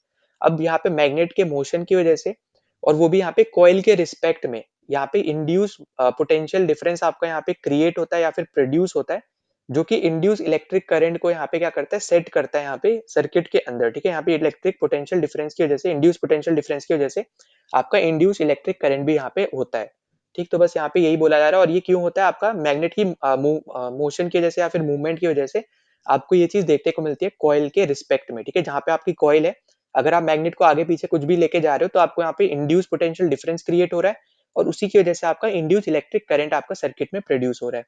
तो बस यहाँ पे यही चीज बताई गई है, बाकी यहाँ पे फैराडे से रिलेटेड आपका ऐसा यहाँ पे और कुछ इंपॉर्टेंट नहीं है। जो इंपॉर्टेंट था हमने यहाँ पे ऊपर डिस्कस कर लिया, ठीक है ना। इसी में हम यहाँ पे आगे चल लेते हैं। तो देखो आगे आपको यहाँ पे देखने को मिलेगा यहाँ पे फ्लेमिंग का राइट हैंड रूल, ठीक है। तो ये भी मैंने आपको यहाँ पे पहले ही बता दिया है कि आपका यहाँ पे इसको आप याद रख सकते हो यहाँ पे FBI से, ठीक है। या तो आप इस तरीके से याद रख लो, या फिर आप याद रख सकते हो यहाँ पे फादर, मदर और फिर चाइल्ड, ठीक है। तो इस तरीके से आप यहाँ पे या तो ये याद रख सकते हो। बस यहाँ पे चीजें आपको पता होनी चाहिए कि एफ आपका यहाँ पे मूवमेंट ऑफ कंडक्टर बता रहा है, ठीक है। यहाँ पे ये भी आपका मोशन ही हो रहा है, ठीक है, ऐसा नहीं कि मोशन नहीं हो रहा है, मोशन ही हो रहा है, बस आपका यहाँ पे ये मूवमेंट ऑफ कंडक्टर बता रहा है। फिर आपका यहाँ पे बी तो आपका फिक्स ही रहता है, ठीक है, दोनों में मैग्नेटिक फील्ड ही बता रहे हैं। सी आपका यहाँ पे ये जो बता रहा है, ये बेसिकली आपको करंट जो आपका इंड्यूस है आपका कंडक्टर के अंदर वो बता रहा है, ठीक है? तो यहाँ पे ये 3 चीज़ें आपको यहाँ पे याद रखते हो, किस तरीके से सिंपली आप याद रख सकते हो, वो आपको यहाँ पे मैंने बता दिया है, ठीक है? तो ये आपको यहाँ पे इम्पोर्टेंट पॉइंट है, तो इसको बिल्कुल भी आपको यहाँ पे भूलना नहीं है। नाउ इसके बाद हमें यहाँ पे देखने को मिलता है यहाँ पे इलेक्ट्रिक जनरेटर। तो देखो इलेक्ट्रिक मोटर की तरह आपका यहाँ पे ये भी एक इम्पोर्टेंट आप बोल सकते हो यहाँ पे डिवाइस है जिसकी जनरली जिसके ऊपर आपको क्वेश्चन पूछा जाता है। तो सबसे पहले तो याद रखना कि इलेक्ट्रिक जनरेटर आपका इलेक्ट्रोमैग्नेटिक इंडक्शन के ऊपर काम करता है, जो भी हमने यहाँ पे थोड़ी देर पहले हमने डिस्कस किया था। फिर यहाँ पे जहाँ पे ये इंड्यूस करंट को प्रोड्यूस कर रहा है एक तरीके से, आप फिर बोल लो जनरेट कर रहा है, और वो भी यहाँ पे छोटे अमाउंट में ही करता है पर जनरेट करता है, ठीक है? इतना याद रखना। फिर आपको यहाँ पे ये याद रखना है कि यहाँ पे ये जो प्रोड्यूस करता है ना, ऐसा नहीं है कि सिर्फ यहाँ पे ये छोटे अमाउंट का ही यहाँ पे इंड्यूस करंट प्रोड्यूस करता है। यहाँ पे ये इंडस्ट्री लेवल पे अगर जब यहाँ पे इसको यूज किया जाता है, तो बड़े-बड़े यहाँ पे अमाउंट, ठीक है, इंड्यूस करंट का अमाउंट को यहाँ पे प्रोड्यूस करने के लिए भी इसका यहाँ पे यूज किया जाता है। तो छोटा भी आपके लिए यहाँ पे यूज होता है, और यहाँ पे जब ज्यादा यहाँ पे प्रोड्यूस करना हो इंड्यूस करंट, तब भी यहाँ पे इसका यूज होता है, ठीक है? फिर अब यहाँ पे जो इंपॉर्टेंट है वो आपको याद रखना है कि ये जो है ना, ये मैकेनिकल एनर्जी से इलेक्ट्रिकल एनर्जी में यहाँ पे कन्वर्ट करता है यहाँ पे एनर्जी को, ठीक है? तो इस यहाँ पे जैसे हमें देखने को मिला था मोटर में, जहाँ पे मोटर आपका इलेक्ट्रिकल एनर्जी को कन्वर्ट कर रहा था मैकेनिकल एनर्जी में, ये ठीक उल्टा है उसका। यहाँ पे मैकेनिकल एनर्जी को ये चेंज करता है इलेक्ट्रिकल एनर्जी में, तो ये पॉइंट आपको याद रखना है। फिर बाकी आप देखोगे यहाँ पे आपको डायग्राम थोड़ा सिमिलर लगेगा। यहाँ पे आप देखो 2 आपको मैग्नेट दे रखे हैं, मतलब 2 आपको बेसिकली यहाँ पे पोल दे रखे हैं, एक नॉर्थ पोल एक आपका साउथ पोल है, परमानेंट मैग्नेट का, ठीक है? परमानेंट मैग्नेट्स है दोनों। इसका नॉर्थ और एक साउथ पोल दे रखा है। फिर बीच में आप देखो यहाँ पे एबीसीडी आपको वही रेक्टेंगुलर कॉइल दे रखी है। फिर ये बी1 और यहाँ पे ये बी1 और यहाँ पे ये बी2 आपको 2 ब्रशेस दे रखे हैं, ठीक है? और यहाँ पे ये आर1 जो है और ये आर2, ये दोनों आपको यहाँ पे रिंग्स दे रखी हैं, जो यहाँ पे कनेक्टेड है, और आपको यहाँ पे गैल्वेनोमीटर कनेक्टेड दे रखा है, ठीक है? तो यहाँ पे आपको बैटरी वगैरह वो सब आपको देखने को नहीं मिला, ठीक? अब यहाँ पे अगर हम बात करें तो सेम चीज़ आपकी जो वहाँ पे हो रही थी ना, वही सेम प्रोसेस आपको यहाँ पे भी लगाना है, बस वहाँ पे आपका फ्लेमिंग का लेफ्ट हैंड रूल यूज़ हो रहा था। यहाँ पे आपका फ्लेमिंग का राइट हैंड रूल यूज़ होगा। तो आपको कभी-कभी ऐसा भी क्वेश्चन पूछ सकता है कि कौन से डिवाइस में आप फ्लेमिंग का लेफ्ट हैंड रूल यूज़ करते हो और कौन से डिवाइस में आप राइट हैंड रूल यूज़ करते हो। तो आपको ये भी पता होना चाहिए, इलेक्ट्रिक मोटर में आपका लेफ्ट हैंड रूल है और इस वाले में आपका यहाँ पे राइट हैंड रूल है, ठीक है? तो ये आपका यहाँ पे इम्पोर्टेंट पॉइंट है। अब देखो इसके अलावा आप यहाँ पे देखोगे तो आपका करंट फ्लो आपका जो हो रहा है यहाँ पे, इस डायरेक्शन में फ्लो हो रहा है जिस डायरेक्शन में आपकी एरोस बनी है। तो यहाँ पे भी अगर आप देखो ए से बी जा रहा है और यहाँ पे सी से डी जा रहा है, मतलब ये एक दोनों दोनों आपके अपोजिट हैं एक दूसरे से, ठीक? तो ये आपको यहाँ पे पता चल गया। अब यहाँ पे जैसे ही आप करंट का डायरेक्शन चेंज करोगे ना, तो यहाँ पे आपकी फोर्स का डायरेक्शन भी चेंज होगा। जैसा हमने ऊपर डिस्कस किया था वही सेम चीज आपकी यहाँ पे भी होगी, ठीक है? तो ये पॉइंट भी आपको समझना है। दूसरा आपको ये समझना है कि जो आपका इंड्यूस करंट यहाँ पे आपका फ्लो हो रहा है ना, तो उसकी भी डायरेक्शन आपकी चेंज होगी, ठीक है? जैसे हमने यहाँ पे देखा था। तो ये सब आपका यहाँ पे इंपॉर्टेंट है कि अभी जैसे आप मान लो यहाँ पे जो पहला कंडीशन दे रखा है, यहाँ पे करंट का डायरेक्शन क्या है, जो इंड्यूस करंट है उसका डायरेक्शन है ए बी सी और फिर डी, ठीक है? अब जैसे ही आपको कुछ चेंज करोगे ना, तो यहाँ पे जब आप चेंज करोगे आपका आधा रोटेशन जैसे ही होगा, जैसे वहां पे भी क्या हो रहा था, आधे आधे रोटेशन में वो चेंज होता जा रहा था।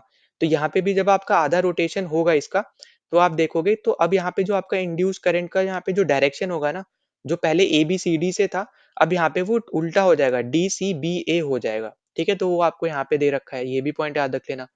फिर जैसे आप आगे देखो यहाँ पे आपको जो दे रखा है, इंड्यूस करंट आपका यहाँ पे इस तरीके से सेट हो गया, एबीसीडी की तरफ आपका गया, और अगर आपका यहाँ पे ज्यादा करंट है, ठीक है, मतलब ज्यादा नंबर ऑफ आपके टर्न्स है, जो हम ऊपर से इतने टाइम से डिस्कस करते हुए आ रहे हैं कि जितने ज्यादा आपके टर्न्स होंगे उतना ही ज्यादा आपका करंट होगा, और करंट ज्यादा होने से आपकी मैग्नेटिक फील्ड या फिर मैग्नेटिक इफेक्ट भी आपका ज्यादा रहेगा। वो आपका सेम चीज आपकी यहाँ पे भी रहेगी कि टर्न्स के ऊपर आपका बेसिकली वो डिपेंड करेगा, जो आपका यहाँ पे करंट जनरेट हो रहा है वो भी, ठीक है? तो वो हमने यहाँ पे पहले ही देखा था। फिर हमने यहाँ पे ये बेसिकली आपको ये बता रहा है कि आपका जो करंट है ना, वो आपका एक्सटर्नल सर्किट में फ्लो हो रहा है बी2 से बी1 की तरफ, ठीक है? तो बी2 से बी1 की तरफ आपका यहाँ पे ये एक्सटर्नल सर्किट में आपका करंट फ्लो हो रहा है। पर जैसे ही आपका आधा रोटेशन होगा ना, तो ये जो करंट फ्लो हो रहा है पहले बी2 से बी1, अब आपका फ्लो हो जाएगा यहाँ पे बी1 से बी2। तो आप यहाँ पे बस इतना याद रखो कि बस आप एक कंडीशन याद रख लो, पहली कंडीशन, पहले वो आपका करंट जो है ए बी सी डी ऐसे तरीके से फॉर्म हो मतलब फ्लो हो रहा था इंड्यूस करंट, और जो आपके ब्रशेस वाला जो है बी1 बी2, उसमें वो आपका एक्सटर्नल सर्किट है, वहां पे आपका बी2 से बी1 की तरफ फ्लो हो रहा था। अब जैसे ही आपका आधा रोटेशन होगा यहाँ पे इसका, वैसे ही आप देखोगे सब कुछ उल्टा हो जाएगा, ठीक है? सब कुछ आपका यहाँ पे अपोजिट हो जाएगा, ये आपको यहाँ पे याद रख लेना है। अब इसके अलावा आप देखोगे यहाँ पे आपको एसी क्या होता है ये बता रखा है, और एसी जनरेटर क्या होता है ये बता रखा है। अब देखो एसी जो है आपका एक ऐसे टाइप के करंट होते हैं जो यहाँ पे ना डायरेक्शन को चेंज करते हैं इक्वल इंटरवल टाइम के अंदर। ठीक है? इक्वल इंटरवल के अंदर आपके यहाँ पे डायरेक्शन को यहाँ पे क्या करते हैं, यहाँ पे चेंज करते हैं करंट की। तो ऐसे टाइप के यहाँ पे डायरेक्शन या फिर बोले ऐसे टाइप के करंट को हम लोग क्या बोलते हैं यहाँ पे इन आपका अल्टरनेटिंग करंट बोलते हैं। अब यहाँ पे ऐसे डिवाइसेज़ जो कि अल्टरनेटिंग करंट यूज़ करते हैं उनको हम लोग एसी जनरेटर बोलते हैं, ठीक है? फॉर एग्ज़ाम्पल आपका यहाँ पे जो जनरेटर का ही केस आपको दे रखा है ना, तो आपका ऐसा कोई जनरेटर जो कि आपका यहाँ पे आपका एसी करंट को यूज़ कर रहा है, तो उसको हम बोलेंगे यहाँ पे एसी जनरेटर, जो डीसी करंट को यूज़ करेगा उसको हम लोग बोलेंगे यहाँ पे डीसी जनरेटर, ठीक है? तो वो आपको यहाँ पे नीचे दे रखा है डीसी करंट के तौर पे। तो यहाँ पे जैसे आपका जो अल्टरनेटिंग करंट था वो तो आपकी डायरेक्शन चेंज कर रहा था इक्वल इंटरवल ऑफ टाइम पे, पर जो आपका डीसी करंट होता है ना, वो आपकी डायरेक्शन चेंज नहीं करता, वो एक ही डायरेक्शन में फ्लो होता है।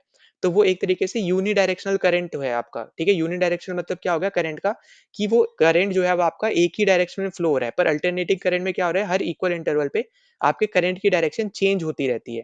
तो ये बेसिकली यहाँ पे डिफरेंस है दोनों में ही, ठीक है? फिर आपका यहाँ पे जो अलग और डिफरेंस आ जाते हैं, आपको यहाँ पे याद रखना है कि एसी आपका यहाँ पे चेंज होता है हर 1/100 सेकंड पे और इसकी फ्रीक्वेंसी होती है 50 हर्ट्ज। और सबसे बड़ा जो आपका डिफरेंस है वो आपका ये आ जाता है एसी का डीसी के ऊपर कि आपका जो एसी सप्लाई है ना, जो आपके घर में सप्लाई आती है वो आपकी बेसिकली एसी की सप्लाई होती है, ठीक है? अब यहाँ पे इलेक्ट्रिक जो पावर है ना, जो आपकी एसी में आ रही है, वो बेसिकली ज़्यादा लॉन्ग डिस्टेंस तक आपके यहाँ पे ट्रैवल कर सकती है या फिर आप बोलो यहाँ पे पहुँचाया जा सकता है उसको।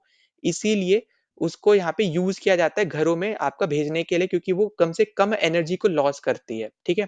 तो एसी सप्लाई जो है आप ऐसे याद रख लो कि एसी जो होता है ना अल्टरनेटिंग करंट, वो आपका कम से कम एनर्जी को लूज़ करता है और वो क्योंकि दूरी तक भी जा सकता है इसलिए उसका यहाँ पे ज़्यादा से ज़्यादा यूज़ किया जाता है डीसी के कंपैरिज़न में, ठीक?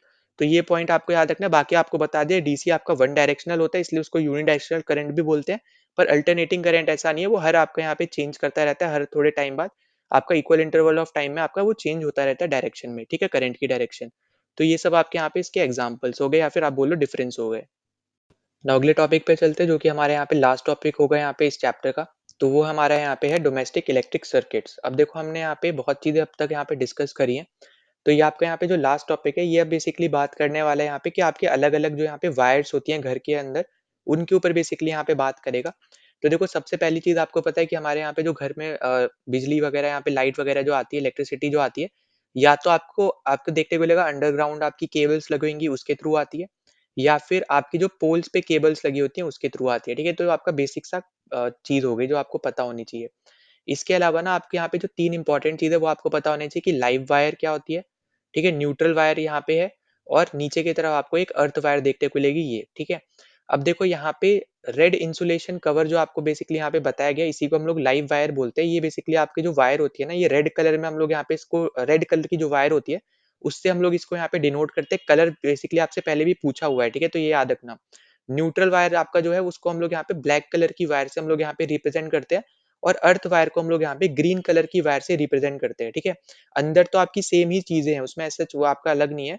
कुछ-कुछ में आप बोल सकते हो यहाँ पे, पर यहाँ पे जो इम्पोर्टेंट जो आपको यहाँ पे पता होना चाहिए कि ऊपर की जो कवरिंग है ना, अलग-अलग कलर की होती है जिसके थ्रू आपको पता चल पाए अगर मान लो यहाँ पे कभी भी कुछ गड़बड़ होती है, शॉर्ट सर्किट होता है, तो आपको पता चले कि ये वाली आपकी लाइव वायर है, ये वाली आपकी न्यूट्रल वायर है और ये वाली आपकी अर्थ वायर है, ठीक है? अब अर्थ वायर का यहाँ पे बेसिकली काम होता है यहाँ पे कि जितने भी आपके अप्लायंसेज़ हैं, जिनके पास मेटालिक बॉडी है, ठीक है? तो आप अगर उनको कभी भी टच करो ना, तो आपको शॉक ना लगे, ठीक है? तो उसके लिए बेसिकली सेफ्टी पर्पज़ के लिए यहाँ पे अर्थ वायर का यूज़ किया जाता है। अर्थ वायरिंग आपके यहाँ पे होती है, हर घर में होती है, ठीक है? या फिर मान लो कभी ऐसे बिजली कड़कती है और वो ऐसा यहाँ पे होता है कि शॉक वगैरह आपको ना लगे, तो उसके थ्रू भी यहाँ पे बेसिकली सेफ्टी मेजर्स के लिए आप बोल सकते हो एक तरीके से यहाँ पे कि अर्थ वायर का यहाँ पे यूज़ किया जाता है, ठीक है? अब लाइव वायर और न्यूट्रल वायर यहाँ पे जो है, ये आपकी यहाँ पे सबसे ज़्यादा इम्पोर्टेंट वायर्स हो जाती है, ये आपको याद रखना है। और दूसरा यहाँ पे इनके ऊपर अभी आगे डिस्कस करेंगे, पर सबसे पहले आपका यहाँ पे स्टैटिक पॉइंट याद रख लेना कि पोटेंशियल डिफरेंस जो हमारे यहाँ पे घरों में आप बोल सकते हो यहाँ पे आता है या फिर हमारी कंट्री में है, वो आपका 220 वोल्ट्स का रहता है और ये आपके बहुत सारे एग्ज़ाम्स में आपका पूछा हुआ है, ठीक है? डायरेक्ट आपका स्टैटिक बेस्ड क्वेश्चन ये आया हुआ क्वेश्चन है आपका, ठीक है? सीडीएस में भी आ रखा है और सीएपीएफ में भी आ रखा है। तो ये आपके लिए यहाँ पे इम्पोर्टेंट पॉइंट है। फिर बाकी हमने यहाँ पे अर्थ वायर वाला डिस्कस कर लिया। अब देखो इसमें ही अगर हम यहाँ पे देख रहे हैं, तो आपको यहाँ पे पता चलेगा कि अगर आपकी यहाँ पे जो वायर्स है, जो आपकी लाइव वायर है और जो आपकी न्यूट्रल वायर है, ठीक है? अब ये जो दोनों अलग-अलग तरीके की वायर्स है ना, इसमें बेसिकली आप अलग-अलग तरीके के यहाँ पे आप अप्लायंसेस यूज़ कर सकते हो। इनकी अलग-अलग आपकी आप बोल सकते हो यहाँ पे ये कैपेसिटी रहती है, ठीक है?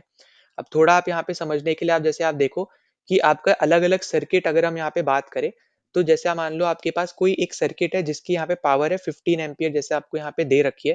ठीक है? तो 15 एम्पीयर में जो-जो आपके ऐसे इलेक्ट्रिकल अप्लायंसेस जिनको उससे कम पावर चाहिए, वो सब आप इसमें यहाँ पे यूज़ कर सकते हो। वहीं पे मान लो एक ऐसा सर्किट है जिसके यहाँ सिर्फ 5 एम्पीयर की पावर आ रही है, तो आप वहाँ पे ऐसे अप्लायंसेस या फिर ऐसे डिवाइस यूज़ करोगे जिसको सिर्फ और सिर्फ 5 एम्पीयर से कम की पावर चाहिए हो, ठीक है? ताकि आपका शॉर्ट सर्किट ना हो, ठीक है? तो वो चीज़ बस आपको यहाँ पे याद रखनी है और लाइव वायर, न्यूट्रल वायर की जैसे मैं बात कर रहा था, तो वो आपको यहाँ पे देखने को मिलती है इस पर्टिकुलर कंडीशन पे ओवरलोडिंग या फिर आप इसी को बोलते हो शॉर्ट सर्किट। तो यहाँ पे बेसिकली होता क्या है कि जब आप जैसे आपके पास पावर तो आ रही है 15 एम्पीयर की, ठीक है? पर आपने क्या किया कि आपने उससे ज़्यादा डिवाइसेज़, ठीक है? जैसे मान लो आपके पास 4 डिवाइसेज़ हैं, हर एक इंडिविजुअली 3-3 पहले यहाँ पे एम्पीयर ले रहा था, ठीक है? इलेक्ट्रिसिटी यहाँ पे मान लो एम्पीयर यहाँ पे करंट वो ले रहा है, ठीक है? 3 एम्पीयर करके आपके पास 4 डिवाइसेज़ थे। तो वो 12 में आपका काम बन जा रहा था क्योंकि आपके पास 15 एम्पीयर तक की आपकी सप्लाई आ रही थी। पर फिर उसके बाद आपने क्या किया, एक और डिवाइस आपने लिया और वो आपके 4 एम्पीयर की पावर दे रहा था और आपने उसको उसी के साथ जोड़ के यहाँ पे लगा लिया। तो अब आपके जो ओवरऑल पावर आप जो ले रहे हो, वो 16 एम्पीयर की है जो कि आपके एक्सीड कर रही है 15 एम्पीयर की लिमिट से। तो अब उसकी वजह से क्या होगा ना, आपका यहाँ पे शॉर्ट सर्किट हो जाएगा, ठीक है? और ये आपका तब होता है जब आपका लाइव वायर और न्यूट्रल वायर क्या हो यहाँ पे आपस में डायरेक्ट कॉन्टैक्ट में आ जाए, ठीक है?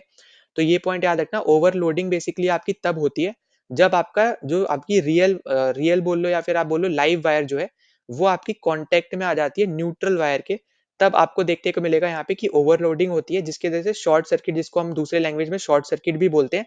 और इसमें होता है क्या है कि आपका ना जो करंट की वैल्यू है ना वो एकदम अब्रप्टली एकदम इंक्रीज कर जाती है बहुत ज़्यादा, ठीक है? और इसके ऊपर क्वेश्चन आ रखा है पहले भी कि शॉर्ट सर्किट में करंट का क्या होता है? इंक्रीज करती है, डिक्रीज करती है, सेम रहती है? इस तरीके से क्वेश्चन पूछा हुआ है, तो आपको याद रखना है कि शॉर्ट सर्किट में आपका जो करंट की वैल्यू है ना, वो आपकी अब्रप्टली इंक्रीज कर जाती है, ठीक है? तो ये पॉइंट याद रखना। इसके अलावा देखो, हमने फ्यूज़ तो हमने पिछले चैप्टर में हमने पढ़ रखा था कि फ्यूज़ का बेसिकली काम होता है प्रिवेंट करने के लिए, ताकि आपका इलेक्ट्रिक सर्किट जो है यहाँ पे सिक्योर रहे, ठीक है? अगर मान लो आप, जैसे अभी मैं थोड़ी देर पहले जो आपको बता रहा था कि 16 एम्पीयर के पास आपके यहाँ पे आप पावर यूज़ कर रहे हो, ठीक है?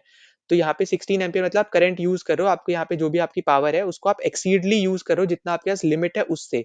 तो अब यहाँ पे आपका क्या हो रहा है ना कि आपके क्योंकि एक्सिव पावर आप यूज़ कर रहे हो, 16 की आप यूज़ कर रहे हो, आपकी लिमिट है 15 एम्पीयर की, तो आप यहाँ पे फ्यूज़ बेसिकली आप यूज़ करोगे। फ्यूज़ क्यों यूज़ करोगे? ताकि अगर मान लो आप ज़्यादा पावर यूज़ करते हो ना, तो जो फ्यूज़ है ना, उसमें जो वायर होती है वो आपकी मेल्ट हो जाती है, उसकी वजह से सर्किट आपका ब्रेक हो जाता है और उस ब्रेक की वजह से ही ना आपके जो जितने भी इलेक्ट्रिकल अप्लायंसेज़ हैं, वो सब सिक्योर रहते हैं, ठीक है? वो खराब नहीं होते हैं। अगर आपके घर में फ्यूज़ नहीं है और आप ये सब करते हो, ठीक है? तो आपके जो इलेक्ट्रिकल अप्लायंसेज़ आप जो यूज़ कर रहे हो ना उस सर्किट पे, एक साथ इतने पावर के, वो सब के सब यहाँ पे खराब होने के चांसेस बन जाते हैं, ठीक है? आपके घरों में कहीं कोई शॉक ना लगे या फिर आप बोलो यहाँ पे सिक्योरिटी पर्पज़ के लिए, आप बोलो सेफ्टी पर्पज़ के लिए आप यहाँ पे फ्यूज़ का यूज़ करते हो। ये हमने पिछले चैप्टर में भी पढ़ रखा था, ठीक है? तो ये पॉइंट आपको याद रखना है। बाकी हमें पता है कि ये जूल के हीटिंग इफेक्ट जो हमने यहाँ पे पढ़ा था, H इज़ इक्वल्स टू जो आपका I स्क्वायर RT था, उसके ऊपर आपका यहाँ पे ये बेस्ड होता है, इसके ऊपर ये काम करता है हीटिंग इफेक्ट के ऊपर, कि जैसे यहाँ पे वो ज़्यादा हीट कर जाएगा, ज़्यादा क्योंकि वो आपके यहाँ पे 15 एम्पीयर्स की जगह 16 एम्पीयर ले रहा है, तो हीट करेगा क्योंकि हम इलेक्ट्रिक करंट आपका हीटिंग इफेक्ट का ही यहाँ पे है, ठीक है? Heating effect basically electrical current से हो रहा है, वो हमने पढ़ा था। तो उसके हीटिंग की वजह से आपकी जो वायर उसके अंदर होती है, फ्यूज़ के अंदर, वो आपकी मेल्ट कर जाती है, जिसकी वजह से सर्किट जो होता है आपका यहाँ पे ब्रेक होता है और उसी की मदद से आपके जितने भी इलेक्ट्रिकल अप्लायंसेज़ है, वो आपके यहाँ पे सेफ हो जाते हैं, ठीक है? वो आपके खराब नहीं होते हैं। अब ये जो ओवरलोडिंग है, ये आपकी अलग-अलग तरीके से हो सकती है। एक तो हो सकता है यहाँ पे कि जो आपके घरों में आ रही है लाइट, जो भी आपकी इलेक्ट्रिसिटी आ रही है, वो बहुत ज़्यादा आ रही हो, तब हो सकता है ये। ठीक है? या फिर दूसरा हो सकता है कि जब आप ज़्यादा बहुत ज़्यादा ही सर्किट आप एक ही मतलब बहुत ज़्यादा अप्लायंसेस आप यहाँ पे एक ही सिंगल सॉकेट के साथ कनेक्ट कर दो, ठीक है? एक सॉकेट है उसमें आपने मान लो 2-3 आप यूज़ कर सकते थे, पर आपने किसी तरीके से जुगाड़-वुगाड़ लगा के आपने 5-6 सर्किट मतलब एक ही सर्किट में आपने 5-6 अप्लायंसेस यूज़ करना शुरू कर दिया, तो भी आपका ओवरलोडिंग हो सकता है, तब भी आपका शॉर्ट सर्किट हो सकता है। ठीक है? तो उसी को सिक्योर करने के लिए, उसी को सेफ्टी करने के लिए फ्यूज़ का यहाँ पे यूज़ किया जाता है, तो ये भी पॉइंट आपको सब यहाँ पे याद रखना है, ये भी आपके लिए इम्पोर्टेंट है। फिर बाकी आपका यहाँ पे ये याद रख लेना कि डिफरेंट अप्लायंसेस को कनेक्ट हम बेसिकली यहाँ पे लाइव वायर और न्यूट्रल वायर के तौर पे हम मतलब इनके थ्रू हम लोग यहाँ पे करते हैं, ये इम्पोर्टेंट है। दूसरा याद रखना कि यहाँ पे हर एक अप्लायंस का अगर आपको यहाँ पे इक्वल डिफरेंस लाना है, तो आप हर एक अप्लायंस को ना पैरेलली कनेक्ट करोगे, ठीक है? तो यहाँ पे ये 2 स्टैटिक पॉइंट है, इनको अलग से नोट डाउन कर लेना। पहला तो आप यहाँ पे कि डिफरेंट डिफरेंट अप्लायंसेस या फिर आप बोलो इलेक्ट्रिकल डिवाइसेस आप यहाँ पे कनेक्ट करते हो लाइव वायर और न्यूट्रल वायर के अगेंस्ट, ठीक है? और दूसरा यहाँ पे कि जो आप अगर मान लो आप ऐसा चाहते हो कि आपका जो पोटेंशियल डिफरेंस है हर एक आपके इलेक्ट्रिकल डिवाइस का जो भी आप कनेक्ट कर रहे हो, वो इक्वल रहे। तो आप क्या करोगे, हर एक डिवाइस को पैरेलली कनेक्ट कर दोगे, ठीक है? तो ये आपसे पूछा जा सकता है कि कैसे कनेक्ट करोगे अगर आपको ये इक्वल करना है तो। ऐसे टाइप के क्वेश्चन जनरली पूछे जाते हैं क्योंकि यहाँ से एमसीक्यू बन सकता है, ठीक है? तो ये सब आपका यहाँ पे हमने डिस्कस करना था, ये सब टॉपिक हमने यहाँ पे डिस्कस कर लिया है। अगर कोई भी टॉपिक में आपको कोई भी डाउट होता है, तो कमेंट सेक्शन में आप ज़रूर मेंशन कर देना, ठीक है? या तो आप टेलीग्राम चैनल जॉइन कर सकते हो, वहाँ पे भी मेंशन कर देना। और अगर आपको ये पीडीएफ चाहिए हो, मार्क्ड पीडीएफ, तो आपको टेलीग्राम चैनल पे मिल जाएगी, लिंक डिस्क्रिप्शन में है। बाकी अगर आप पहली बार आए थे तो सब्सक्राइब कर देना, वीडियो को शेयर, वीडियो को लाइक कर देना ताकि ज़्यादा से ज़्यादा लोगों तक ये वीडियो पहुँच पाए, उनकी भी यहाँ पे हेल्प हो पाए। अब मिलते हैं नेक्स्ट वीडियो में। जय हिंद।